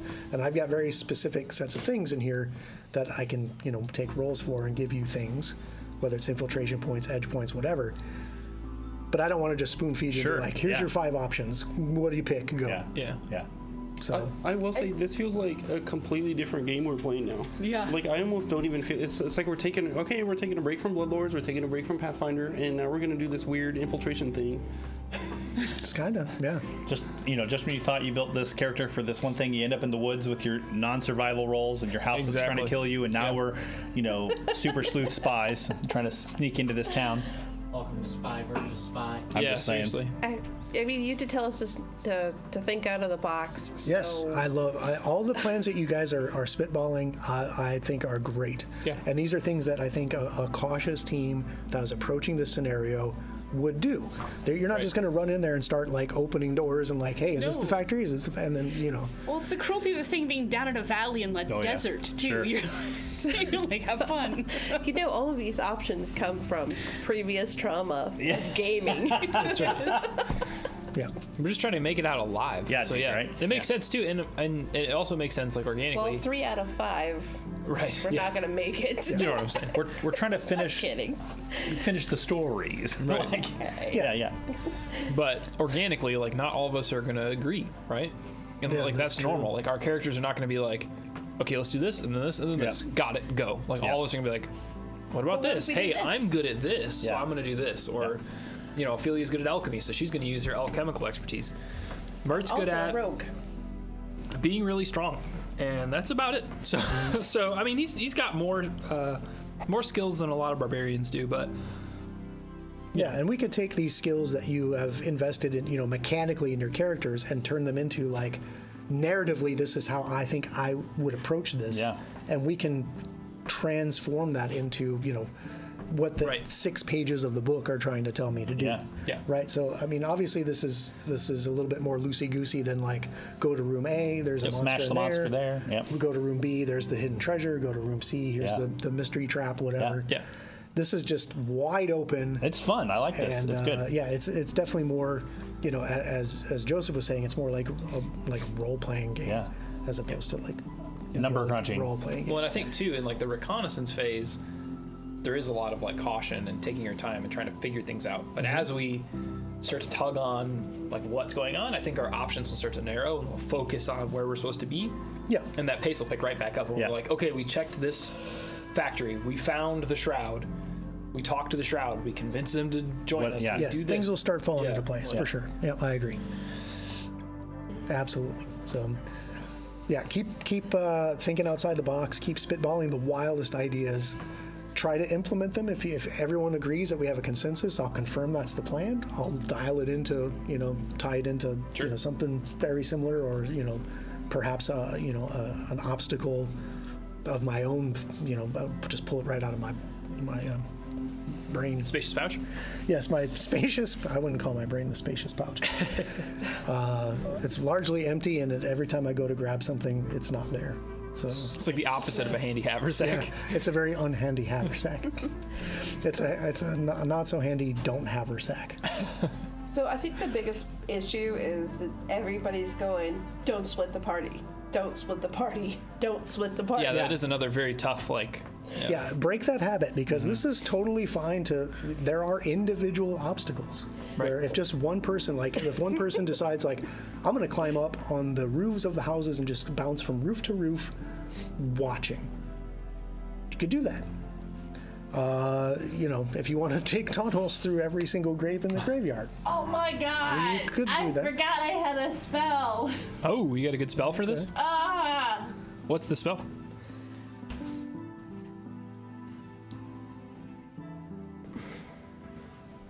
Shadow Spy. Ooh, yes. That would be huge. Huh. It's not too late. Read this bullshit real quick. Yeah, you do that. It is not too late. Yeah, because you haven't cast any spells yet today. So Right. It's something you could probably even do from the edge of, or like where we are currently in the riverbed. 120 feet. Yeah, give you a better idea of like being able to see the top of the bridge or the side of the bridge or whatever. Oh man. Yeah, I would. Maybe this is something, because you do have to make the thing, right? Oh, yeah. Part of casting the spell is the 1 minute of making the thing. But yeah, maybe once you do the bridge thing, you come back and do this. Yeah, this will have the statistics of a homunculus. So when I kill it, it'll be really easy. Yeah. It has all of your senses and shares your perception. You can, at the end of the spell or at a trigger you set, the bird flies to your location. You Wring its neck wring its and neck drink and its drink blood. its blood and learn all it saw since its creation. That's really dark and creepy, and That's I cool as love shit. it. I paused there. I was like, "You wringed its neck." That's really cool. It's not a real bird, folks. It is a homunculus my bird. own blood. Sounds like something Lysander should have. So, I want But you it to. fits for me. It want does you fit to- for you, for sure. I want you to lean into that, Jenny. 'cause That's real good. Super cool. That's real good. I forgot I had that. Yeah. I mean, I knew I had it, but I forgot I had it. Yeah. I'll see. So it's going to use all of your modifiers. So if this bird, however you decide to shape it, right, whether it's a raven or I don't know, whatever the options were, and you decide where you want to send it. And then we'll kind of look at some of the options there and see what it sees. So And then, its range is 120 feet. So that's the range at which you cast it. I don't think it. Hang on. It says it flies to a location within range. Oh, so you're going to have to be within 120 feet of the thing you want to spy on. Yes. So that's going to be a little tricky. But could be very useful for a different use case. Like if we're next to a factory and you want to fly it in a window or whatever. Yeah. Absolutely. And I can only cast it once a day, so. Yeah. I know how you feel. I have lots of those once per day kind of things. Yeah, that's going to be really cool. Speaking of feeling, I feel like a fish out of water with this whole thing. Yeah. It's definitely working my brain muscles. Yeah. I feel like I've got a arts and crafts project going on. I have so many note cards and colored, trying to keep track of everything. Yeah, yep. So far, not a whole lot has really happened, right? You basically have a standard edge and a disguise edge. Yep.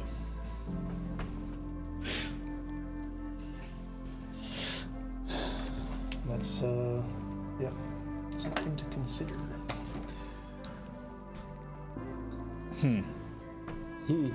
Yeah. I'm not sure what to say because I'm just thinking. Yeah. You know? Get into that analysis paralysis where you're trying to think the answer and think the answer and think the answer, and then you just don't. But it's like a Waffle House menu when you're like, there's just so many options. Yeah. Not sponsored. Yeah, for sure. Although, no. They could. Come on board.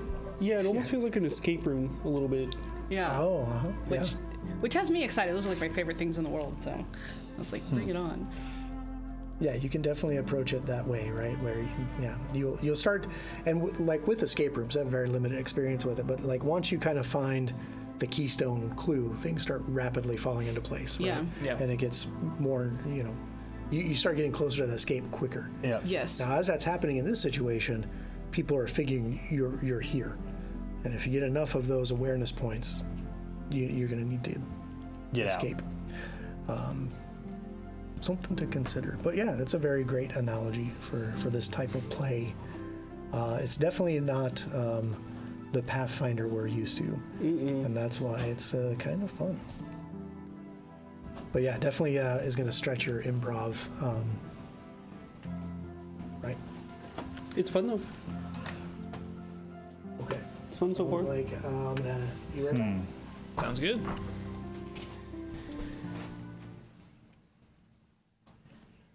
Yeah, I'm kind of looking through like. Jenny, when you were last week when you guys were talking to that guy with the cart, did anyone do recall knowledge on Him? what he is? We did not, and I think No. I kind of tried at the beginning of the session to just like give me a knowledge religion, and I didn't know. Yeah, It was ghoul-like. But undead. Undead. Yeah. Okay. We do know he's undead. Yeah. Some kind of like basically, like there's regular ghoul, there's lacedons, which are like marine ghouls that swim Right, underwater right. and are semi-aquatic or amphibious, I guess, and then whatever this is seems to be some kind of ghoul related to poisonings. Where Gotcha. They have like this poison. At least that's the way they look. Not necessarily like this is a type of ghoul. It's just like they are ghoul-like and have poison. The mass poisoning kind of throws a wrench in all of the undead types.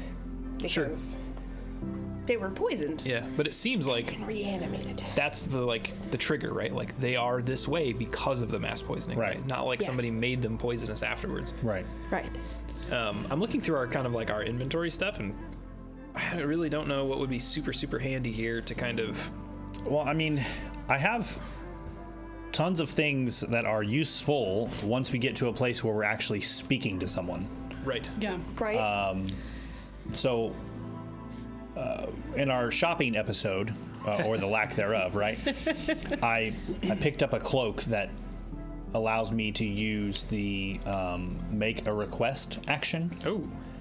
And so if I can chat with someone long enough to make them friendly or, roughly, I can make a request of them, and that cloak I have makes it easier to do that. That's cool. Nice. I have eyes of the city, so I can track somebody Yeah. by In talking a to settlement. people. Yeah, that's going to be pretty good if we can succeed on deceiving them. Right. With our disguises. Sure. Yeah. I'm still concerned about like my shield, because if there's no guards or anything here, and I'm walking around with this big clunky shield, like that's Maybe not. maybe not. Yeah. Who knows? To get closer to see. I could always lie my way out of it, or That's right. attempt to. Yep. You're good at that. Sometimes. You have been known to be a dirty liar. Okay. Well, Did earn the title of deceiver. I think it's important to separate the player from the character. Like Joseph, I like how you pointed at the player as out here and the character at yourself. I appreciate that. I got it mixed up. Joseph's a good guy, I promise. I'm sure you are. I promise. He's just very method. Like when he sits down at this table, he becomes. Yeah. a monk. Yeah, for sure. That's all right. I'm waiting for him to start, eating brains. Yeah, I feel like 20 years from now we'll still be friends, and then you'll just suddenly betray me and Yeah. become a whole totally different person. Like, oh, I don't know. I'm waiting. I should have seen this coming. My name's not Joseph. You it's- left me the breadcrumbs. It's Jack. That's right. It's John. Yeah. What? You find out I've like been on the lam this whole time. That's right. Like from a different. Yeah, state. you've been dropping breadcrumbs since day one, and I Yeah. just haven't paid attention. Oh my God. It's playing the long game. The slow All burn. right. Let's create some more trauma. Here we go. Let's collapse a bridge on us. Okay. Not yet. So Unless I roll a 1. Yeah, we'll see. with the vision you have, you know that she could probably figure out a way, at least in your vision, to do something with this bridge. And as they're being chased by a throng of people over the bridge, she stops to do something. The bridge starts to collapse, and you come out of the vision. Yeah. So you, I'm gonna go ahead and say that was positive, and I'm gonna shift the essence between the two companions. okay, so that is your action Yep. for this round. Yep. So I've communicated to them that I feel like that action is going to be, have a positive outcome. Okay. Okay, so as I'm, we're continuing to play and I'm drawing shapes in the sand, maybe you're like pointing to the one you want me to do for you. Like I hear stirring of, hooves and bones and stuff, like the neighing and kind of like. Well, his when the horse comes alive, the little green flames kind of animate around his feet where he steps. Sure. Ooh. And then I just kind of look at you and like. Oh, okay, so that's good. I guess that he said that'd be good. I don't know what kind of good, but good. And then I'll just kind of like look out, Okay. kind of watch and see what happens. So that sounds like your action to like observe what's going on. Mm-hmm. Alara, do you have any like particular thing you want to do in this moment now that you know Lysander's giving you the thumbs up signal, so to speak? Yeah, I mean, I think I'm gonna try to. I'm guessing at this distance I can't actually see what they're doing, but I'm gonna try. Okay. I'm just gonna be kind of like intently on alert and watching. Just. Okay. As you guys get closer to the bridge, the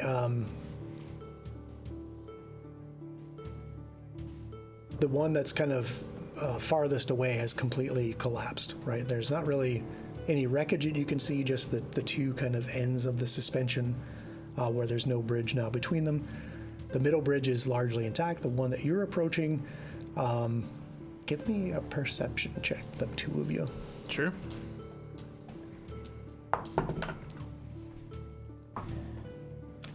I got an 18.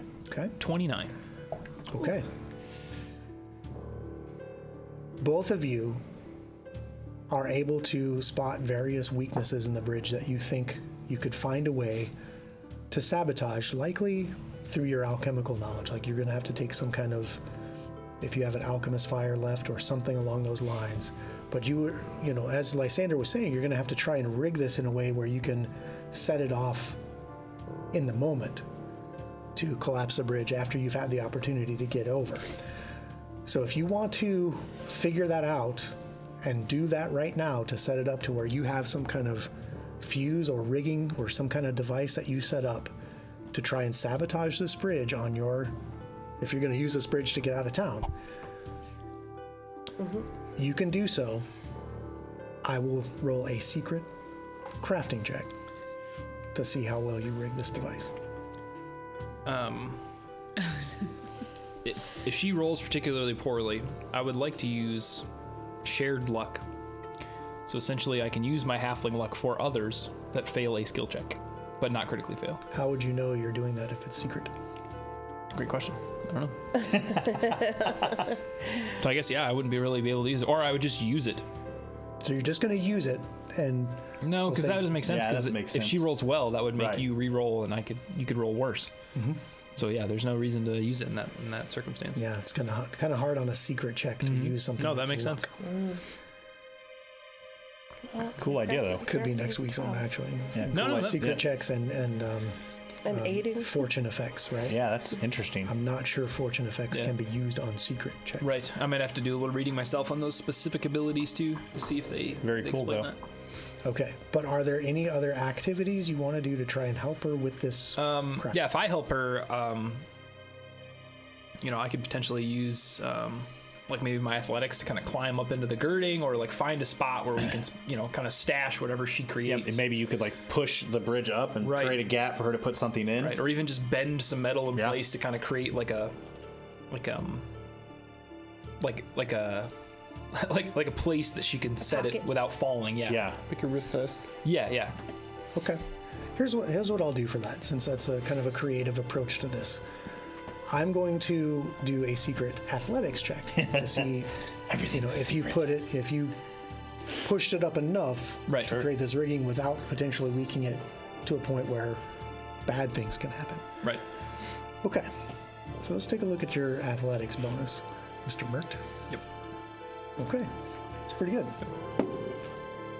Okay. So you spend some time climbing up the the pylon up to the bridge, up to the girding of the bridge, and you think she's helping you kind of. I think that's the spot through her crafting knowledge. You muscle an area where you can set this rigging. Down below, crafting roll. Here we go.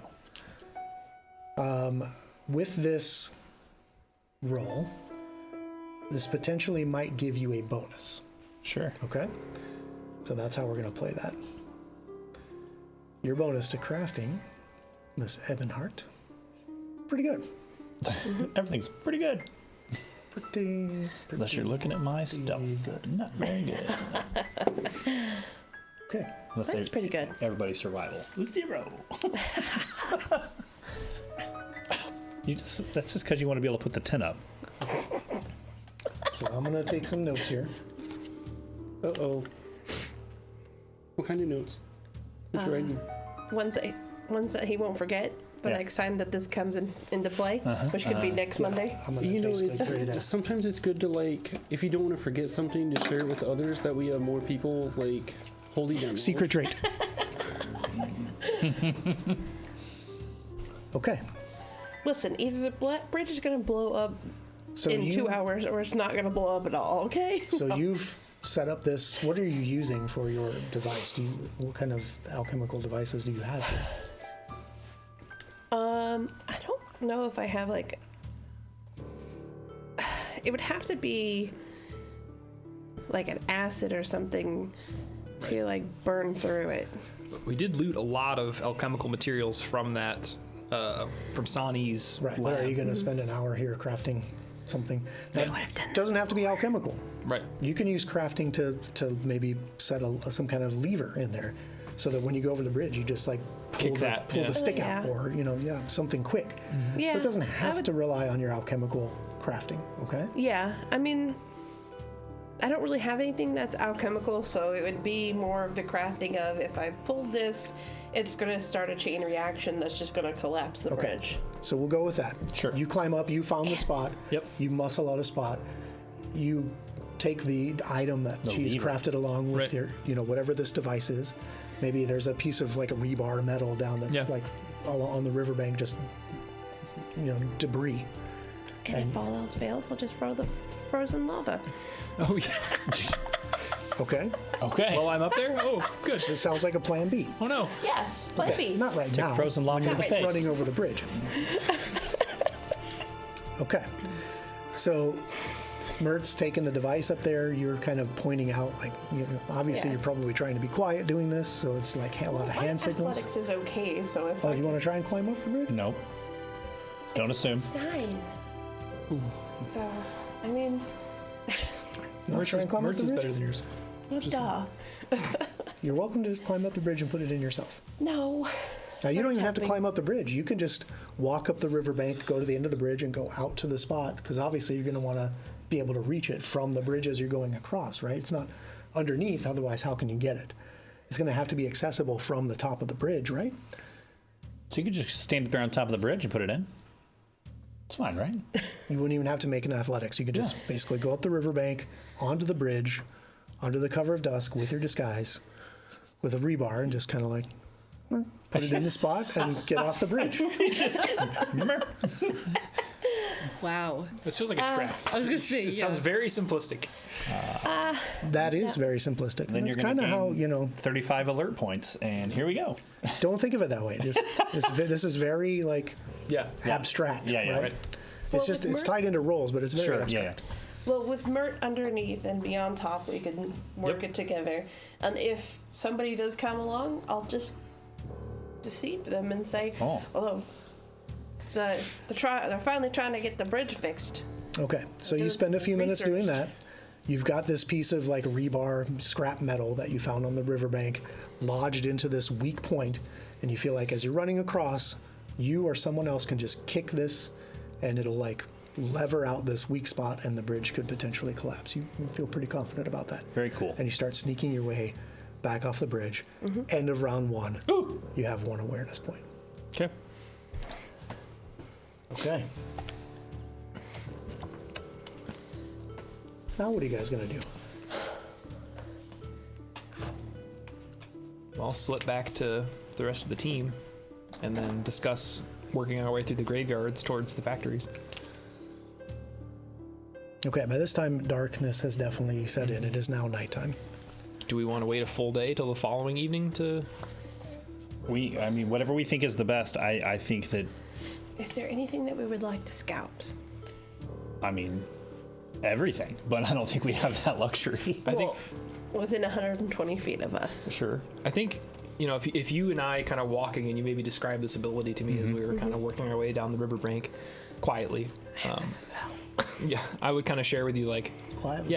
yeah, hang on to that, and if we get close to one of the factories, perhaps you could use it to observe one or multiple of the buildings from above, or a window or something, so that we can try to find this shroud yeah. man. Yeah. They said he was a man in his Lysander's automatic writing, so Yeah.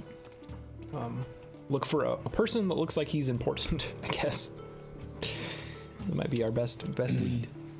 Yeah, so as you're walking along, there's obviously people that are coming over the bridges or going into the kind of the homes district and going in and out of their homes. You might hear people, talking about their shift at work, but it's very hard to make out details from this distance as you're under the bridges along the riverbank where obviously not a lot of these people are coming. You get back to where Lysander is, waiting for you. The 3 of you now make your way back to Amon and Alara and the entourage. Yes. All right. Entourage. Darkness has fallen. You have the homes. You're standing close to the river. What do you want to do? I think that I should send the spy in tonight and see what I can find. Oh, And then tomorrow we can be more specific. sure. That way we can get as much information as possible. Okay. Okay. So, is there a particular building or structure or something that you want to send this thing into?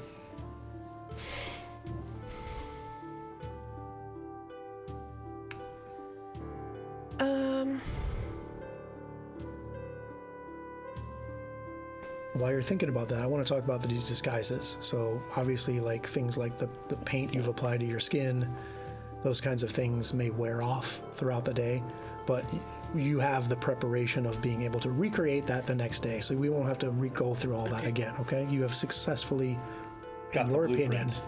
made the disguises. So you can easily set them up as part of your daily preps tomorrow, should you decide to do so. Did we notice anywhere where carts and stuff or stables? Or Not really any stables. So a lot of the larger factories definitely have carts moving in and out of them. Give me a perception check to see if you notice the one that has the most carts.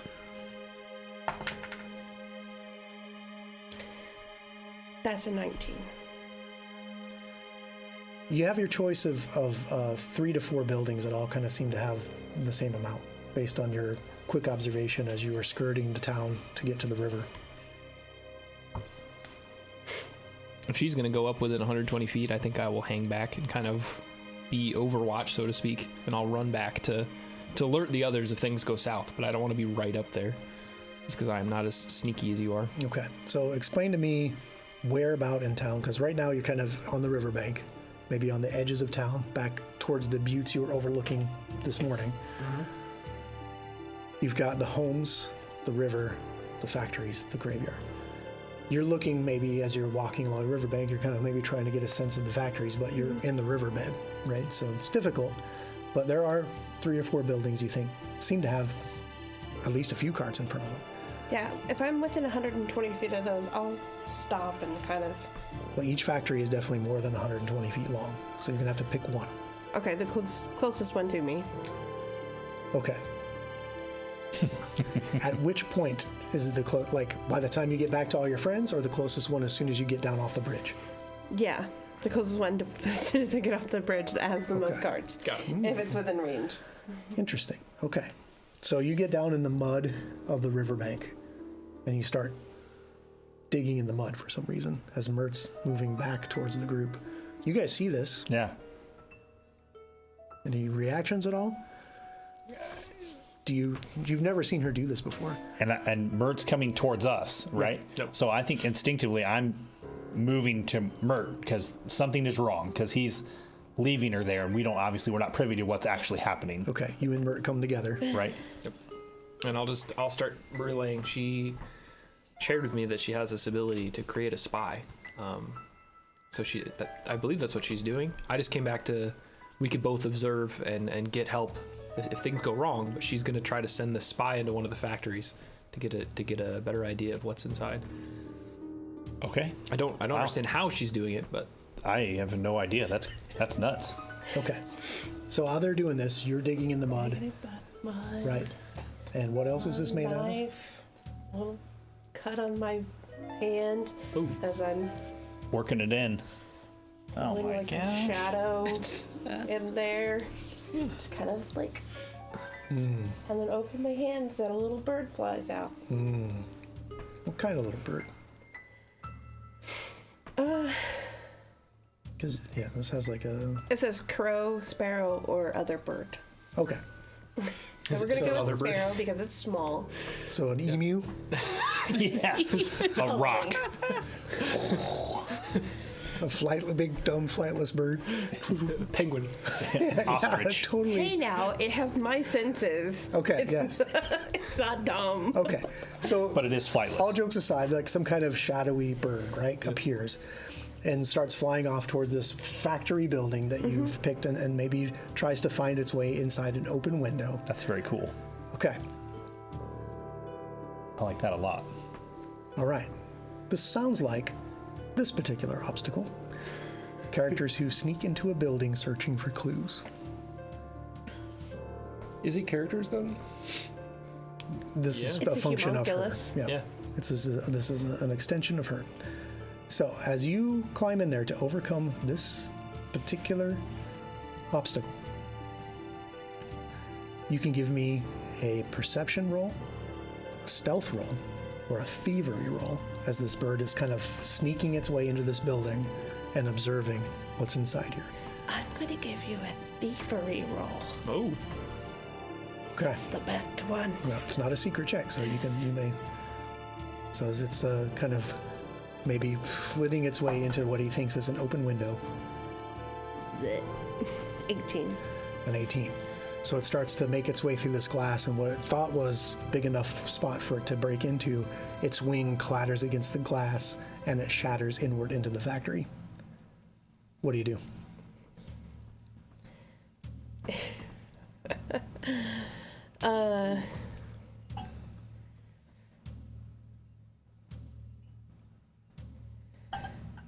Think about that. mean- What's Mert doing? It would just. I probably hear the shattering, right? Give me a perception. Right, I don't. 18. You might hear at the edge of hearing like this tinkle of glass. Sure. Yeah, I'll start at least moving somewhat towards Ophelia in case I need to defend her from. Okay. That's your action for the round. Yep. I think. What's Amon doing? So me and Alara are still back in the back, Yep. right, with Remy and Frederick, and I like the part of me that wants to protect them, wants to go see what's going on, but then there's another part of me that wants to that same helpful part remembers that, like Sandra said, the signal if things are good is that Frederick's active, and if things are bad that Remy's active. So I'm kind of torn between like moving up and hanging back. Maybe I explain this to Laura. Yeah, and yeah, I mean, I get that, but I think we should. I think we should stay put. I mean, if there's too many of us in trouble, it's just going to cause a bigger issue. Perfect. Sounds like 2 for observation. What are you doing in response to this broken glass that you know your bird just misjudged its approach into this broken window?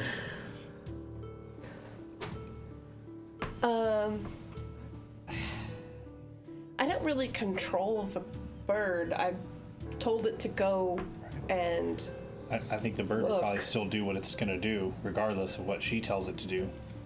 like I don't control it. I You're told right. it You're right. Yeah. go to. Okay, so go it's going to search the continue building. flapping around in the building. Yeah. Seems like a very What is normal bird Lysander thing- doing? Seems like a very normal bird thing to do. It doesn't seem terribly Right. suspicious on itself. It's just a bird. Sure. Right. Happens all the time. Yeah, Yeah. in an just, like, undead go- town. What's Lysander doing?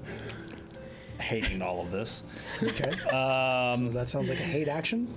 Yeah. Yeah. What are those? Highly Special rule in technical play. infiltration. Call hatred. It's a secret check. I want to. You're moving towards her. Yeah, I'm gonna start at least, stepping towards her to prepare. Or like if all of a sudden a throng of people bust out of this factory and run down the riverbank, I'm gonna try to protect her if I can. Okay. Okay. I'm going to move with Mert.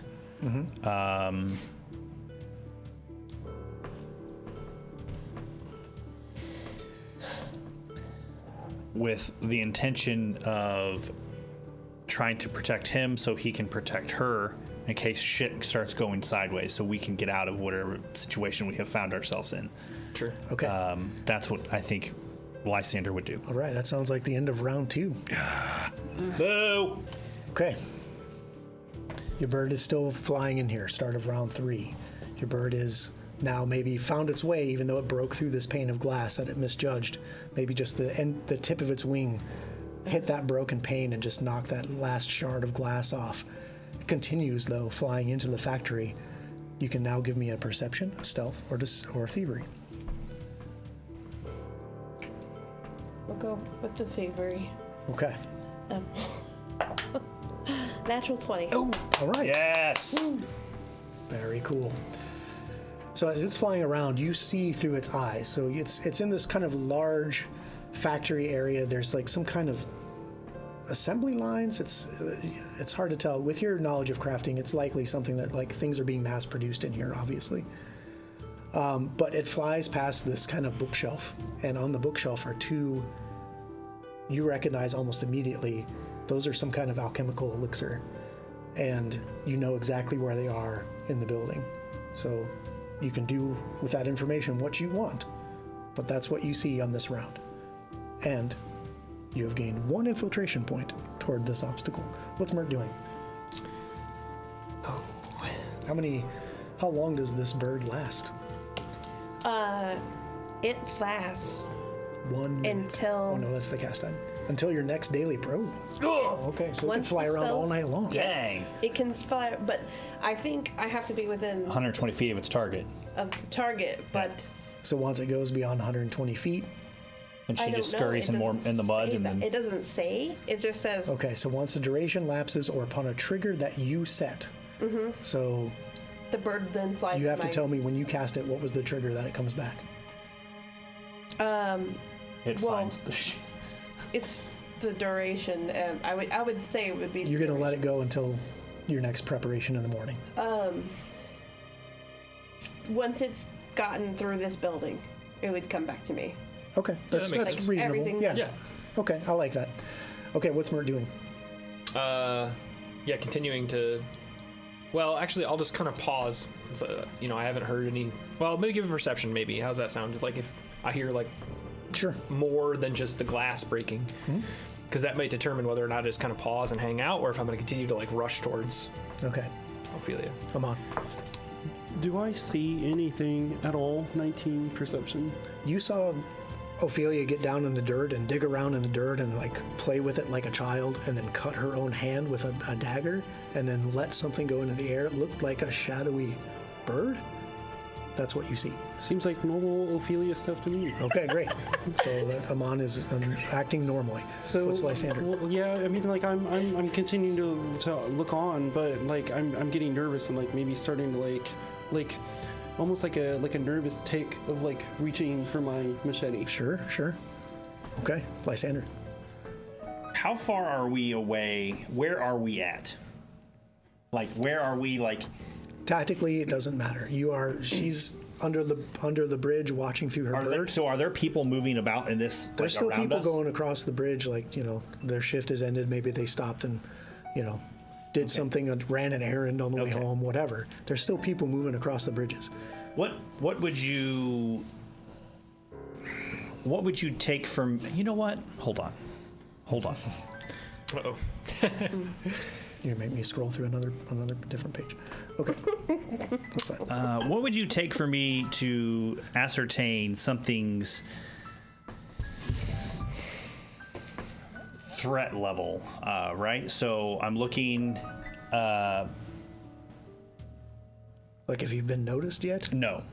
How powerful something is, how weak something is, like its general, like, you see what I'm saying here? Like the people crossing the bridge. Yes. Whether or not they're like. Yes. And I'm looking for like. They all have little things on their hat that says Creature 7. Yeah. Yes. But yes. I'm looking like, there are clearly people like, like Amon is an undead and he's a people. Yeah. And then there's Remy. When he is not activated, he's kind of like a mindless undead, where he's just kind of like, right? So I'm looking for, are there those types of things as well in this area? Are there... Interesting. Give me a perception. There, living undead and then mindless undead. Gotcha. Yeah. Give me a perception.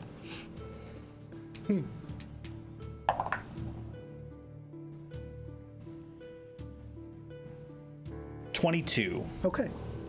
So as you're watching the people going back and forth across the bridge, you're only seeing kind of the upper half because you're down in the riverbed. Yeah.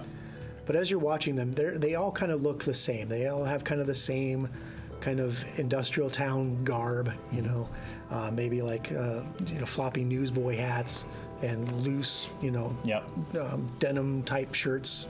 Sure. Maybe some suspenders. There's males, females. They're all adults, and they're all back and forth across the bridge. But you do notice just one time there's a person who's carrying a bag of something themselves, and behind them walking is a skeleton carrying 2 more bags. That's what you notice. Just one time. Just one time. Alara. I'm gonna be checking on Amon and just because I noticed he's getting really, really antsy, and it's starting to make me nervous. And and so I'm just gonna be checking in with him, like, hey, is everything okay? You know how like when your dog, like your dog's inside and maybe they see a squirrel and they're just like zoned in on it. Yeah. Basically I'm just watching them and like zoned in on them, and I don't even. It's almost like it doesn't even register that you asked a question. Oh, okay, which it does. His scruff is standing. Yes, I would say, which does not make me less nervous about the situation, because I'm like, what do you see, boy? What is it? What's going on down there? Jimmy fell down the well. How? He just kind of does a... Part of that is my perception the one action I get in this like little thing here? Garbage. Okay. Is there a certain spell you're Yes. gonna... Oh, okay. Well, we can roll with that. I'm looking to bind undead. Oh. So I'm looking What's the for a range on mindless that? undead. It's 30 feet, which is why I was asking where we that's- are and. Way farther than 30. This Well, is that's- down under the bridge Yeah, that's what looking up. yeah, that's what I was asking. Like, but if it's too far, then I won't do it. I'm just literally trying to find. Yeah, Okay. it's just somebody like clearly has some kind of servant Sure. that's helping them carry things back Yep. home, and it's a skeleton, a mindless undead. Yep. But it's you're too far away. Okay. But you do Inter- gain some information. Interesting though. Yeah, for sure. That's the end of that round. Another awareness point. 3. The bird keeps flying around. You can give me a perception, stealth, thievery. How far am I away from Ophelia? Have you been walking up to her? I was walking with Mert. Like wherever he stopped, I'm stopping. Like I'm not going to. I don't know. Okay. Dirty 20. Okay. Yeah, nothing new of interest. It just it's If it's factory. done with the building, then it would fly back. It's not done with the building yet. If you want to call it back now, you can. I will. I look at Mert. Yeah, we're probably not even having a Yeah. a verbal conversation. So I just, kind of shrug. Like, what do you see? What's next? Does she maybe get the sense that the bird completed its objective? Like, is that something that she I'm would... not going to tell you that. That's fair. That's fair. I mean, do Still, I? still a lot of factory to check out. But I know there's alchemical stuff in there. Yeah, there's like alchemical stuff on a shelf. There's mass production like assembly lines that take up like the long stretches of the factory. This factory's massive. Off in the distance, you can see that there's like obviously like some kind of offices down on the bottom, and then there's like a walkway to like offices up on the second floor, overlooking the whole factory. What's it? Can I tell what it's producing? The factory? Give me a crafting check.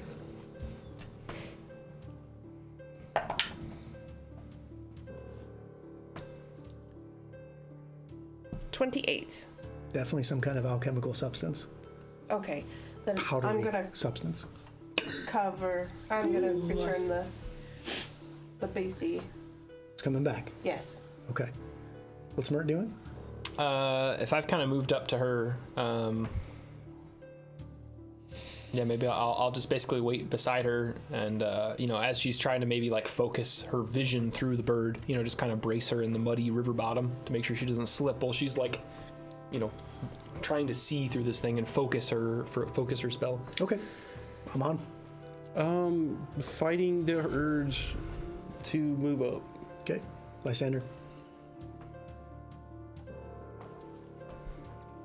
Yeah. Okay. So the bird comes back. You wring its neck.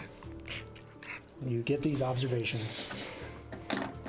All those rolls that you made while we were live observing Yep. is what happens now. You've got the information. You have a few awareness points. You pretty much have attempted this snooping around this building. You know what you know, Yep. but you're not anywhere closer to finding out where Decrosia is or where the Shroud is. What are you guys gonna do? I think we need to at least go back to regroup and communicate. Like, Yeah. here's what you learned. Yep. We were able to rig the bridge. Okay. So you guys head back to the rocks to where base camp was. Yeah. Yep. Yes. You debrief each other. Yep. And the rest of the night is yours. Is you just gonna sleep? What are you gonna do? You're probably getting very tired if you spent most of the day observing the town and then went into Yep. this. Yeah, I think we should rest and then, like Lysander said, come back the following evening. Try to really investigate the rest of the factories. I'm very relieved to see everyone return. Yeah, sorry, go on. My bird made a little noise going into the factory, but it's alchemical. Alchemical? That doesn't really suit for No, not. I mean, I thought this industrial wasn't metal. Yeah. It's got to be Decrosia's work then, right? I mean, if they were building, mass-producing metal implements and stuff, the fact that they have an assembly line for alchemical ingredients tells me this is certainly involved in this poisoning plot. Especially if it's some kind of powder. Maybe it is brain grit or tremor paste or some kind of Something. component for either of the two. So much for insufficient quantities, huh? There's also But how? the majority. I'd say probably 98% of what I've seen in the town is all minded undead. Yeah, Except for there was one individual that had a mindless undead like a servant. carrying sacks with them. As part of that, Lysander, I'm going to give you can do a recall knowledge religion because you've been observing these people for quite some time. You got a very good sense of what they look like, how they're acting. Sure. Some of their features. And we could even maybe pop a picture of one up on the screen. TJ, if you find that guy with the green skin and the claws and the floppy red hat. Okay. So as you've been watching these Lysanders, something is starting to like. These are super uncommon because they're only known to live up in here. But you might have caught wind of these in Mekatar. This is something called a Viralak. Oh, Okay, a Viralak is somebody who was raised to undeath through some kind of mass poisoning. Wow. They continue to go through their normal routines that they lived in life, which is very eerie when you come into a town that these things live. Pretty much here. With that roll, you know that they are undead, and they definitely carry a virulent poison that they can deliver through their claws. Don't want that. checks out. Yep. But that's kind of Yeah. the general populace here is something that looks a lot like that guy. Gross. I don't know that they all have that sweet mustache. But Yeah. Yeah. That's over the top. yeah, maybe just that one guy that you're Yeah. like, that's the guy with the skeleton. 100% that guy. Yeah. Okay. And maybe that's why you got that detail. Yeah. You're like, this guy has a skeleton? Oh, and he's got a skeleton, sweet and stash. check out that mustache. You love that guy. What is he doing to earn I that love kind that of for money? him. Okay. You guys come back. You want to spend the rest of the night here and into the next day, I think so. and then come back to tomorrow night? We can kind of fast forward Yeah. because I'd like to, if we do spend the next day, I'd like to look more for carts in and out. okay. Yeah, you can give me a perception to the next day to kind of watch for carts.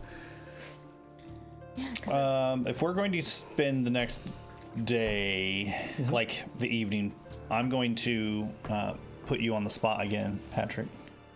Cool. Yeah. Oh, look at the time. Yeah. I'm going to do Us next week. automatic riding on these Viralax. Interesting. Yeah. This So is going to give you I a get- specific lore. That gives me a specific lore for Viralac, Okay. and I get to add +2. Alrighty. He says, I hate this skill, take it away.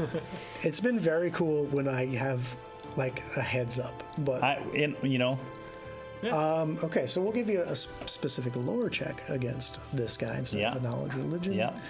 And use my occultism. Sure. So I sit down, I do the whole thing again, and Yeah. pull out the parchment and the pen.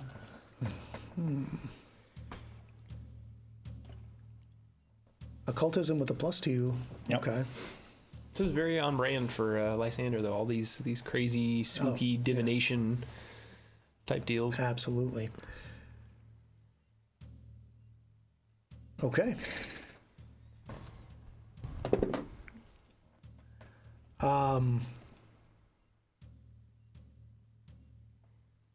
I'm not going to make up a poem. That's fine.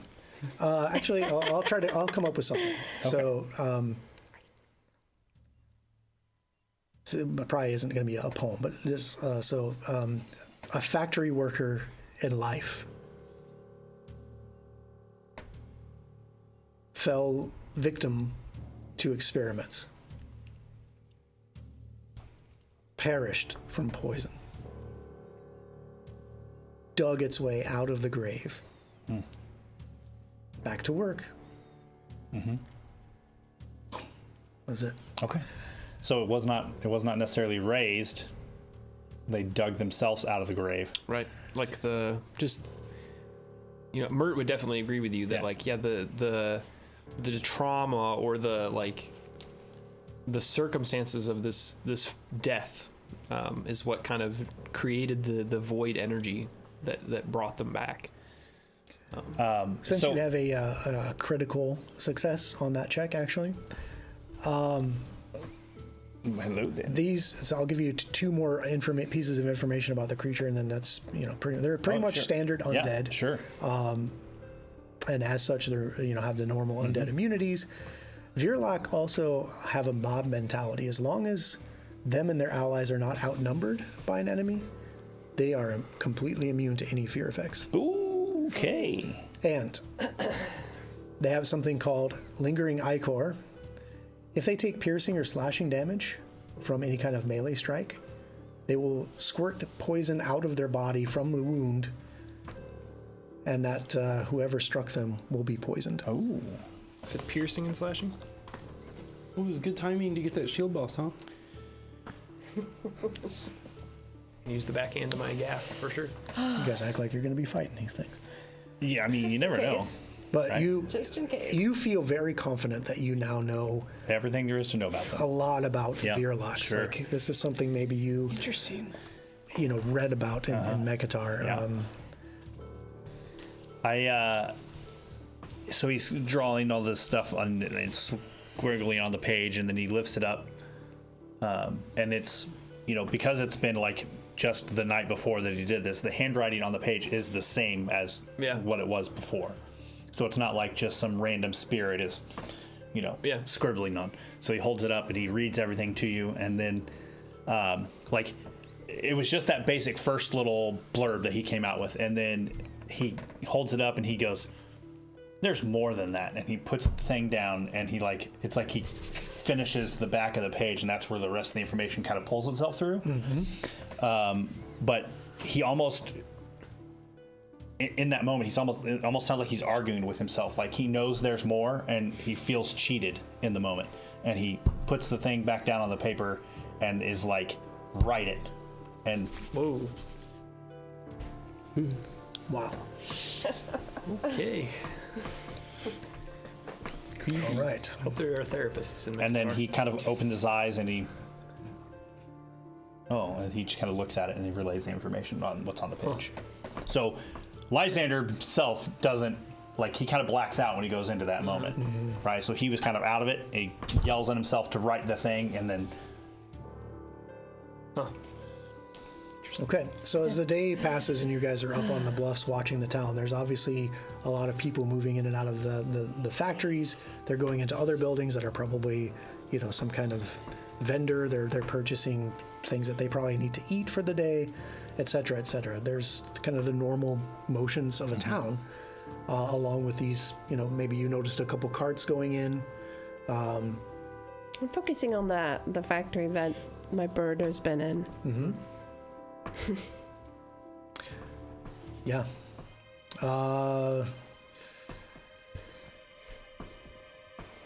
Yeah, there's not a lot more information of just watching the factory from outside here. I think we're going to need to get, move over to that graveyard and start pushing our way into this town. Yeah. I don't think there's really much else we can do. I think So are we you just waiting gotta kinda for do it. dusk again? I think so, right? Yeah. You waiting for dusk again for all Yeah. this? Did I? So I mean, at this point, I don't want to sound quaint about it. Does it matter necessarily when we wait for dusk? We could be, No. Just go in the evening or we just go in the evening or, Yeah, you have your disguises. yeah. So, during the day, I was looking to see if maybe the carts are going in and out of a central hub, and it was a dirty 20 on my perception. Not that you can tell. They all seem to a few of them will go to one factory and then stay there. Some don't even leave for hours. Others go completely into the factory. yeah. Okay. So, And were you Is there ever a point where they're dumping anything in the water? No. what were you saying, Lar? Sorry. I was saying, is there ever a point that they're leaving the city? Critical fumble. My God. So what now? Was there ever a point that you observed them leaving the city, or are they just Like the wagons? yeah? Not today, no. Okay. Not in what you've noticed. Because it's interesting that they're making such large quantities and don't seem to be. I mean, because them Silver anymore. Skull didn't pick anything up. He just. But that's why I thought I was like, are they dumping it in the water? Yeah. Or are they, yeah. It's what are they Yeah. doing with these large quantities? That's exactly what I was thinking That's a too. great point, Alar.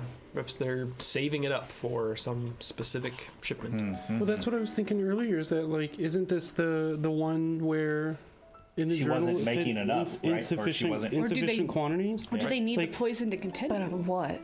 Or is she receiving insufficient quantities of Right. something? Good point. Right. Maybe she now has whatever limited reagent she was looking for, Right. and now she's pumping them out. Or was that a playlist on her But famous even music then, where's it- favorite music streaming service and she wanted to share with her friends? It's like her band name or Yeah. something. Check out insufficient quantities on SoundCloud. Yeah. Wow. Yeah, but I would think though that, of course, we've only observed for I guess our second day now. Yeah. Yeah. I mean, if we haven't seen anything leave the city yet. Yeah. You feel like you got to get in there. Yeah. Yeah. You got to Definitely gotta yeah. get in there. interact with people. Yeah. You got to talk to people. You got to Oh, do yeah. something Yeah. in there. We gotta Yeah. find the shroud. Yeah, I think we should swing around to the graveyard side and then push our way into the industrial side. Yep. From there. Yeah, And start checking the factories, try to find the shroud. at the very least, I think if we move into the factory, that we have some idea what it looks like on the inside based Yep. off what she. I mean, at least we'd have a place to kind of start. Well, and maybe you can figure out what they're making.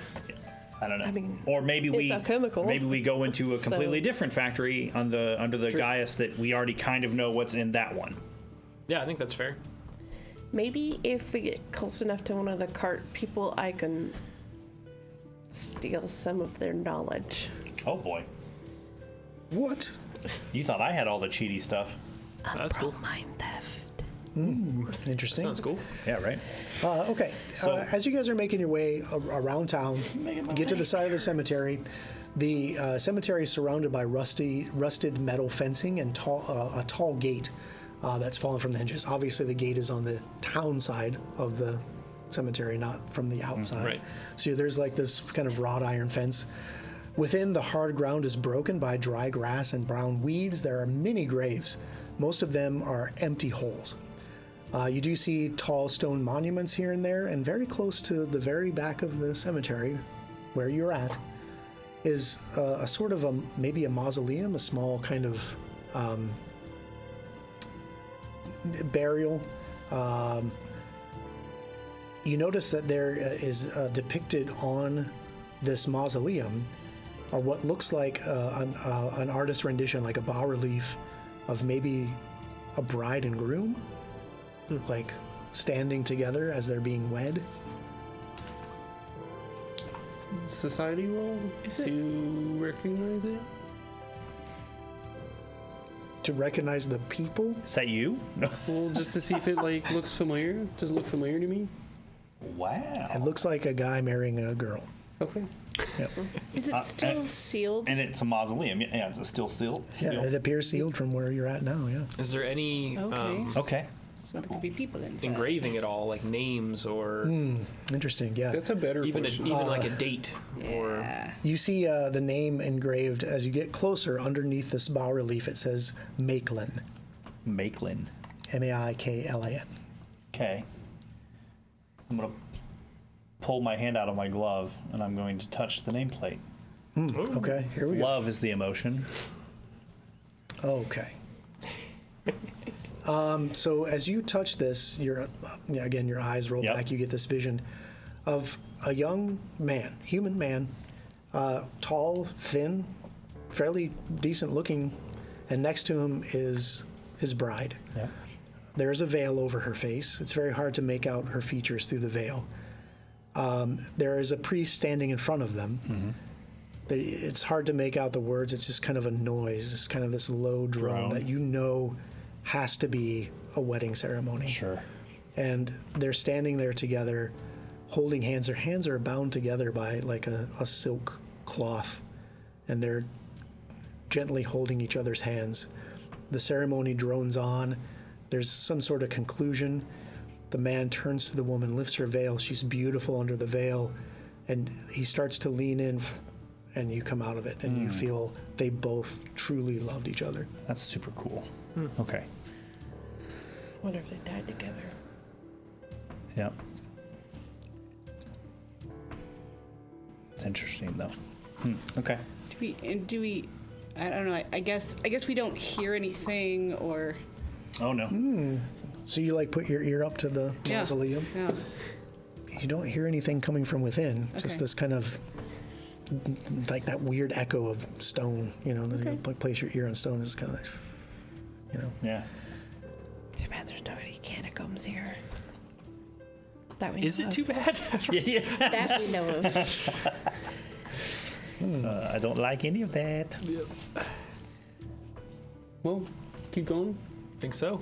Sneak up to the factory side. Press your way into town. But that's a good thing to know. Perhaps this Maitland, like we do know that they did love each other, whoever these two people were. Right. If we And- can figure out who they are. or maybe only one of them is in there. Right. It doesn't kind of a- necessarily mean both of them are there. What kind of a marching order are you guys in right now? Quiet Just for- one. Like, who's kind of taking the tail of the group, right, as you're moving through the cemetery? I'm assuming you're all 5 moving through the cemetery. or I'll just be 6. right in the middle, pretty much. I'll take the tail. Okay. All right. So you guys start picking your way along the tombstones. Maybe you're ducking to take cover. You have your disguises on. Maybe it would be odd for a townsfolk to see other townsfolk like in the graveyard going like Yeah. this. But that's what you're doing, according to the plan I got earlier. And you're making your way towards that gate. Yep.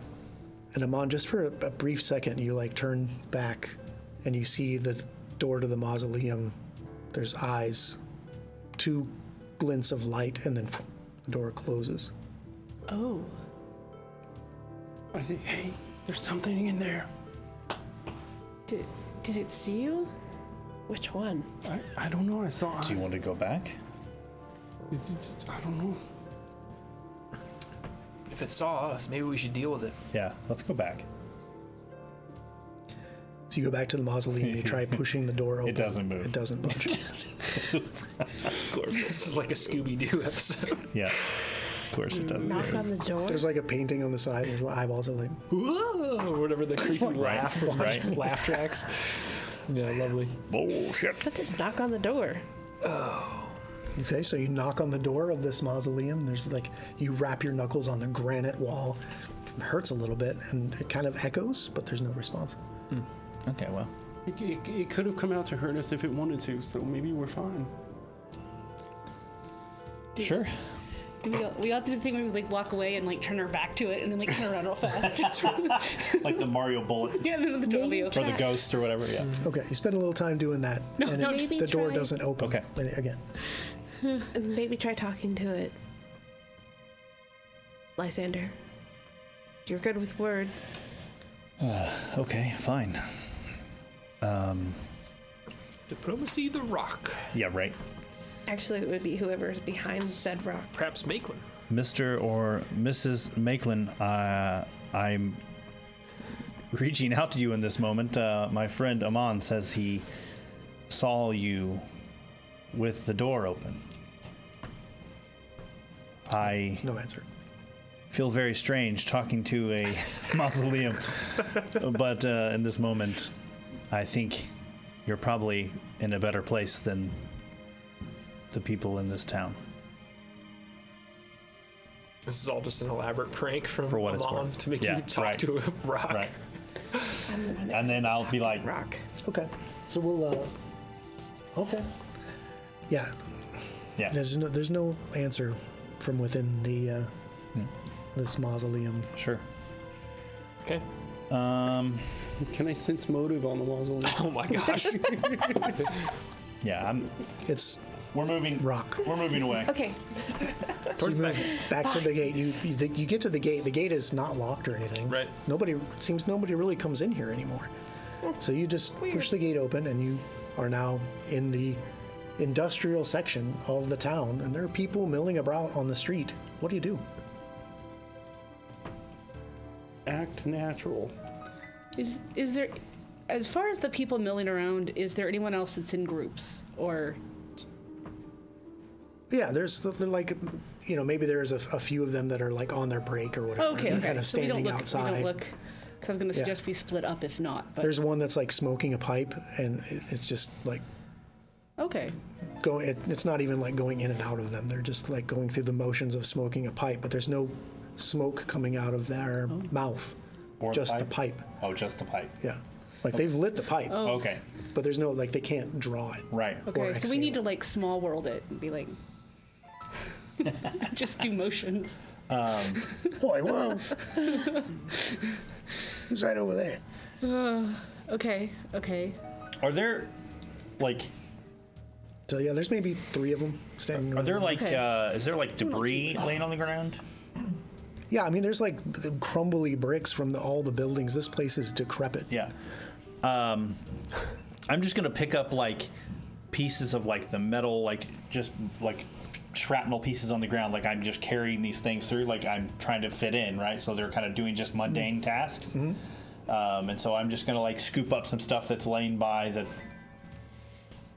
on the ground, and just kind of throwing them in my arms. And as we are gonna make our way in through the town, I'm trying to be, this was my job in life. This is my job in death. I'll join you in Here we that. go. Just try to act natural. Like try to kind of mimic the gait that I was kind of seeing from them, and try to do the same thing. Yep. Okay. Just a shuffling. Is there? Are they talking? Do they speak to one another? Yeah, they're like guys hanging out on a smoke break. Just guys being dudes. Yeah. Can I? You know what? I'm just going to talk to one of these dudes. I don't give a shit. I'm going to talk to one of these guys. All right, so Lysander shuffles up to this trio of guys. That, one's smoking a pipe, the other one's like lighting his, but can't seem to get it to go. Maybe he's like tamping it a little bit more, just cursing at it. And you approach. Yeah, I'm going to attempt to make an impression. Okay, so again, all of the specific actions. Yeah, tell me, walk me through what you're going to do. Yep, I'm going to walk up to them, and my Lysander is very charismatic. So whatever they're speaking about, he's going to kind of like office chat, kind of interject himself into the conversation, and then start to steer the conversation in a direction where I could start to glean information out of them without feeling like I'm just like, hey, tell me where the shroud is, baby. I'm just, whatever they're speaking about, I'm just going to kind of like banter into the conversation and then slowly start to turn the conversation in a direction that is fruitful for what we're looking for. Right. So yeah, the conversation starts off fairly banal, like here we are, it's another toil day. Yeah. At the factory, scooping up dirt off the sidewalk, whatever you just did. Check. Yeah, boy. Yeah, that's a horrible job you got there. I drew the short stick. I know. Clearly. Well, I haven't seen you around. I mean, you hang out while people pick up all the shit off the ground? This is where we always have our smoke break. I've never seen you here before. Well, it's just my time to pick up the shit over here. So you are shit picking up all over town, hey? Yeah, but I don't smoke, but I'm just figured I'd engage in a good conversation. Takes another draw off the pipe. Nothing happens. Okay. Then you start turning the conversation to the shroud. So, he's essentially just going to start turning the conversation to like, well, where I was over here by this building over here when they were picking up shit yesterday, and they were dropping them bags of stuff out of there, and stuff was spilling all over the ground, and it made me feel funny when I was picking it up.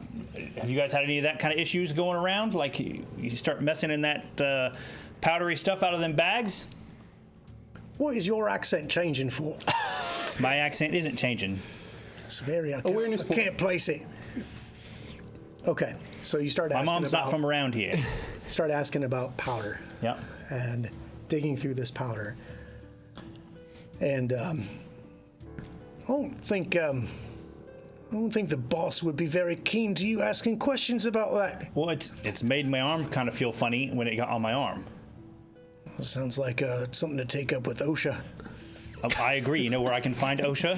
Decrotia? Decrotia. You're gonna have to file an accident report, mate. I've never had to do one of those. Where would I file one of them? You're probably gonna have to make your way to talk to the boss. And again, I pick up shit. I smell terrible. I don't deal with the boss. Where do I find this guy? Right. Yeah. The boss doesn't come. He doesn't come out. Huh? This guy, eh? Give me a deception, diplomacy, intimidation, or society. One of the other, or all of them? Any one of those. Okay, I was like, I'm not giving you any of those. Yeah, but give me 4 rolls. Better not fail one. Yeah, damn straight. No, you pick one of those. Okay, great. And you can roll it. All 4 combine your I get a +2 for my second use for my skill check. Cool. And I'm going to use diplomacy. All right. Sounds good. That is a 24, 26. 26. Right, well, I'm sure if you talk to the secretary at the bosses, they'll set you straight on filing your accident report. But I don't know what that's got to do with me, mate. Yeah, and the other two are like, well, what the fuck? I didn't say it had anything to do with you at all. I was just asking the question. Felt funny. Right. Okay, so as he's doing this, what is Mert doing? That's your action for this round. Like I said, like even just try to like match like the gait and the movement of the people that I've been observing, and just trying to act natural, blend in, not do anything conspicuous. Okay. Go ahead and give me a deception, or deception, because you're trying to act natural. Sure. As he's talking to these people, and they're probably looking at all these guys you just came out of the graveyard with. Shoot. Halfling luck. It's a 16. Hi. Who's that shorty over there? Ayo Shorty. I don't even know your name. What makes you think I know his name? You seemed like you was milling about with him earlier. I'm carrying armfuls of shit on the ground. He's not carrying shit. Oh, he's not on your shit team? Who has a shit team? That wouldn't be a very bad job if I had a shit team, would it? I thought he said he picks things up, so he does. Yeah, he did say he was blending in. You feel like it's not pulling off. Do you want to halfling luck it? Do you want to edge point it? I'll halfling luck it. Halfling luck it.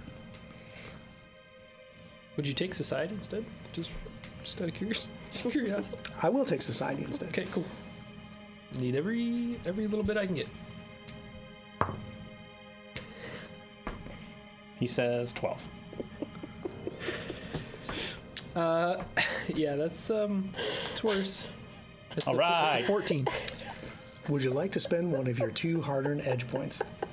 I'll hero point it. Would this count as a disguise? I mean, this would be good for the disguise edge point. Nah, we got this. Okay. It's hero pointing. I'm gambling is what I'm doing. Society. Put it all on black. Something's odd about that shorty over there. Boy, You've been given a +2. That's great. Nat 1. Oh. there we go. Okay.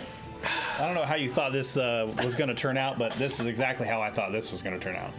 We had such a good plan. No, we didn't. Did not last long. No, we didn't. No, it didn't. So, one of them is like, I ain't got time for this, and like, I gotta get back, and heads back in.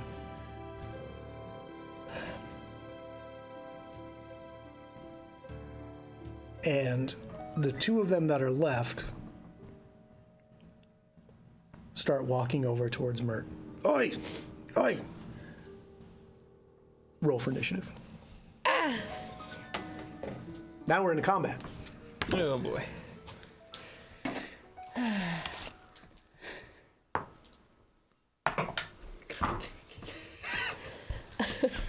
We didn't even get to say what we were doing. Well, that's because as soon as you fail one of these checks in this obstacle, you trigger a combat. Yeah. Got it. You trigger one of the bad things. Yeah, it's kind of one of those, like, we're all trying to blend in, and if one of us looks off, it kind of falls apart. Yeah. This is, Well, here's something funny. I rolled another nat 1 on my perception, or my initiative. On your initiative? So.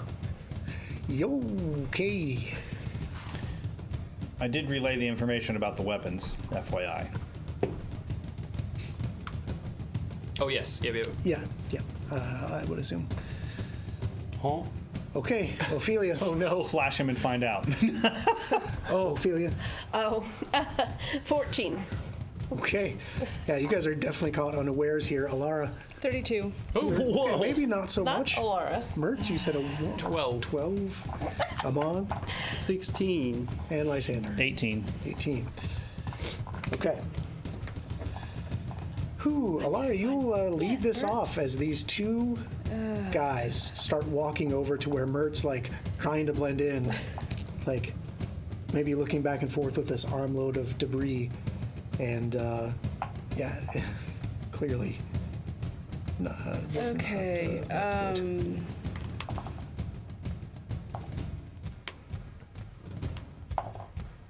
I'm gonna put things on the table while you're thinking about what you're doing. just Yeah, so you can yeah. see I kinda think I'm where- gonna do this. I'm just making sure this So is we're really on what the I want to streets do. here. Okay. Like we're on the corner, like having our smoke break, right? And Lysander was kind of standing here. Was Remington with you during this? Like as you walked up to these guys, you had Remington with you? He goes with me everywhere I go. A lowly shit picker upper with a zombie. Okay, interesting. Well, I'll say you guys are like over here, kind of like Mert's trying to blend in. You guys are all over here. Oh, there's a lot of people in front of me. So that's kind of like how this is unfolding as Lysander has approached the smoke break and has made one success so far towards this obstacle, but Mert has triggered screwed the something pooch, bad. unfortunately. Yeah. Okay, what do you do? Okay. Well, I was saying now that I see the setup, I'm like, not this. Because I was gonna do a spell, but I would hit everybody. Which I don't know. Maybe that's not bad. What? Whoa. You what? Because how many feet am I from them? About 40. Okay. Okay. Because like, wait. Let's see. All creatures in range. Yeah. Maybe not that one. Maybe not that one. Well, okay, check. Actually, this might not be bad. I haven't done this one before, so Do it. Let's see it. enthrall. Okay. Enthrall? Okay. Explain to me what this does. It's everyone, all creatures in range, 120 feet, must use a will save. Because my words fascinate my targets, and I speak or sing without interruption throughout the casting and duration. Targets who notice your speech or song might give their undivided attention. Each target must attempt a will save. You can grant a circumstance bonus depending. And then if the target is of opposing religion, ancestry, or political leaning, or otherwise unlikely to agree with what you're saying, it is for the bonus. And then each creature that comes within range has to attempt to save to sustain the spell. So it doesn't really...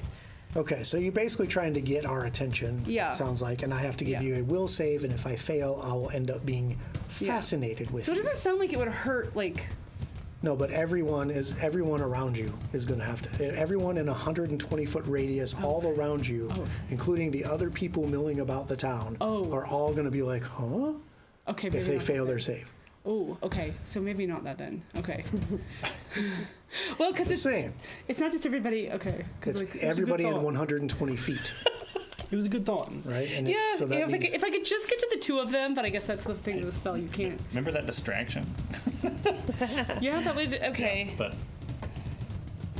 Fire away. Okay, so. Oof. Sorry, I'm at a loss here because I'm. Oh, you're fine. I'm trying to figure like. you can hold and release after someone else That's- if you want. Well, that's I guess at this point there's no way we're just to understand in as far as like this being triggered, there is no like saving the situation at this point. probably not. Okay, Can I just do- wanted to make sure that I understand. Can I ask a question since we're both kind of trying to figure this out? Like, is if combat ensues, could we? Is it too late to try to talk to them? Yeah. Okay, yeah, that's what I was. Okay, thank you for asking the question better than I could articulate that. Okay, Yeah, the time for diplomacy has passed. So we either kick their ass or don't. Yeah, we're gonna kick their ass and dump them in the graveyard. Is what we're gonna do. That's like a great idea. okay, I'm gonna move up. I'm gonna move up so I'm within 30 feet of them, and then I guess I will do Noise blast and point it in a way that it hits the two of them. Okay. But, Okay. you know, nobody else. All right. So with noise blast, I get some kind of a save. Yeah. Yes. Yeah. Fortitude. Okay. All right. Okay. My turn. I got a 14 Nope. and a 20. I think 20 should be right. Oh, no. They're... Nope. They both fail. Both are going to fail. Okay. Yes. I like that. So what That's happens great. when we fail against a noise blast? We take full damage. Yes. Although, wait. One was... What was one? What was the first one? 14. Okay. No, that didn't critical. Not a critical. No. All right. Plus they're undead. I think they would be immune to stun anyway. 2d10. 11. 11 apiece? Yep. Okay. So when that goes off, it's only audible to them, right? So you see them like suddenly like Yep. reach up and like grab their ears. Oh, what the hell? Okay. Lysander. Great. One action. Remy, punch this bitch. Okay, so Remy's gonna have to move up. Okay. Yeah, punch this bitch. All right.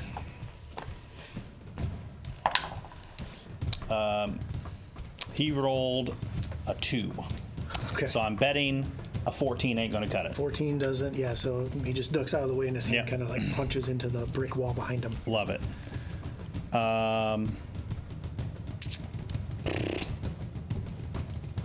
I will cast. I don't want to do that. I'll cast Protect Companion. Ba-doop. And then I will take my full movement. So protect companion is one action. Yep. Sure is. All right. So you're kind of back here, edging back towards the graveyard. These guys were heading toward Mert. I think I'll stop up by like where Mert is. Like I don't want to run all the way away. Okay.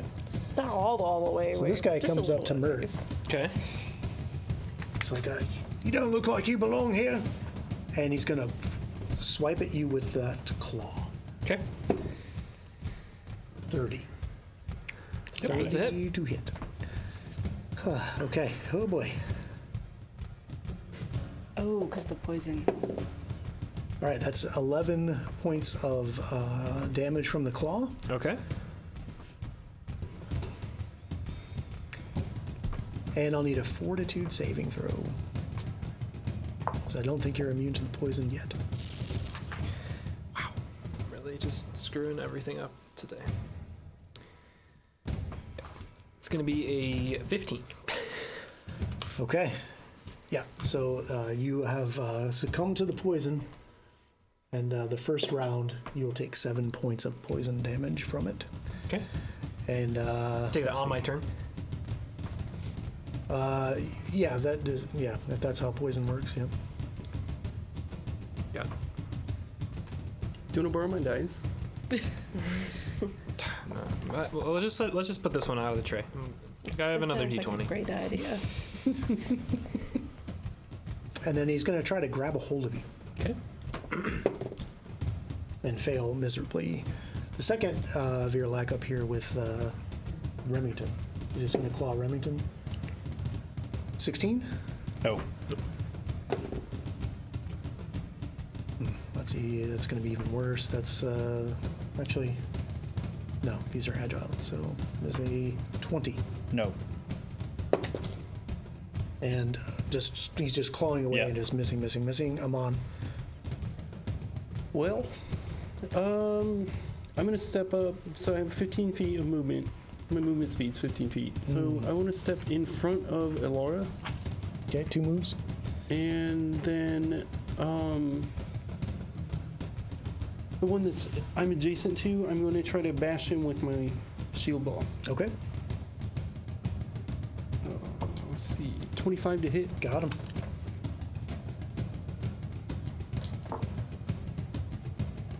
That is 10 points of damage.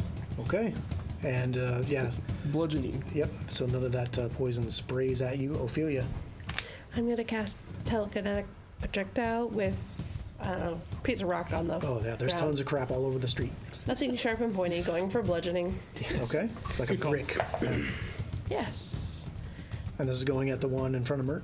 Yes. Okay? I have a 31. 31 is a critical hit. Yeah, nice. I'm gonna roll all the dice. Okay. After Ophelia rolls all the dice, it'll be Mert's turn. Yep. Double damage, so 46, so 86. Double damage. Okay. You usually roll 46 and times it by 2. Eh. But if you have fun rolling lots of dice, I roll do. lots of dice. I don't care. I like the sounds. Statistically, it's better to roll the 4. It's fine.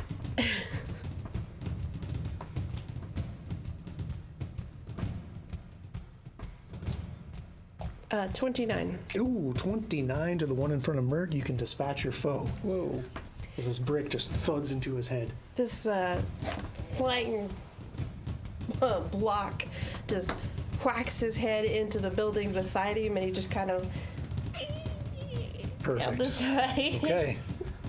Let's see. All right, no one seemed to notice what's going on yet. Mert.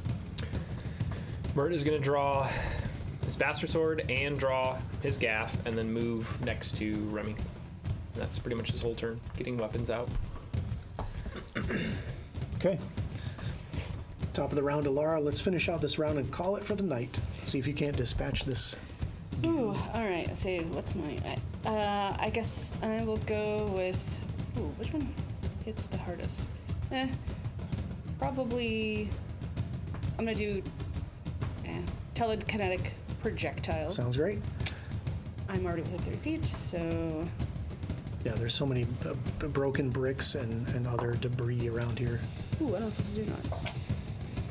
Ooh, 18. 18 does not hit this guy. All right. Then I'm gonna and then I'll throw guidance on Mert. Okay, Lysander. Remy's gonna punch him. Okay. That's a 14 again. Yeah. And 7, so no, he did terrible. Okay. Me, I'm going to shoot some needle darts at him. Perfect. Yeah. 15. I'm going to use a reaction, and I'm going to cast Shadow Projectile. He'll need a will save, and it looks like 2 attacks of needle darts are coming at him. If he fails his will save, he takes 3d8 mental damage. Oh, so the trigger is he misses with a ranged attack, and now you're going to fake him out that he got hit? No. What's the trigger? An of this ally range? within 20 feet of you makes a ranged attack roll. Is the trigger.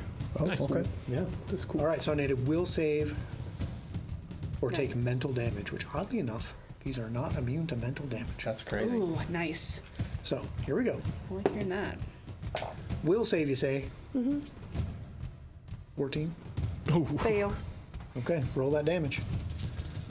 I like whatever that is. Yeah. Yeah, that's really cool. That is a lot of. Considering you get one of those every round. 10. 10 damage. Okay. That's real good. All right. It's the creature's turn. Right now, Remington's the biggest threat. So basically, it saw 2 needle darts shooting Yeah. at it, and it didn't know which one to dodge Yeah. from. It bobbed on mine and it weaved onto yours. Gotcha. Yeah. Okay, this is a natural 20 with the claw. For the sake of time, I'm just going to do double damage and do 14 points of damage to Remington. Got it. And Remington's immune to the poison. He is indeed. So I'm just going to punch him again. 24. That hits him. 5 more points. Got it. And the third one is a 22. That'll miss. Okay. And then he starts to turn around to start shouting. Amon. I run up and bash him with my shield. Okay. Kabong! 1 or 2 movements to get up there. It's going to be 2 for you. It's 17 to hit. No. Okay. Ophelia. Is he within 30 feet of me? No, you're gonna have to move up about 5 to 10 feet to get within 30. Okay, I'll do that, and Okay. then I will cast telekinetic projectile. Got it. again. Wow. With a 29. 29's a critical hit. That's 2 for you. As another brick goes sailing into this guy's dome. Come on.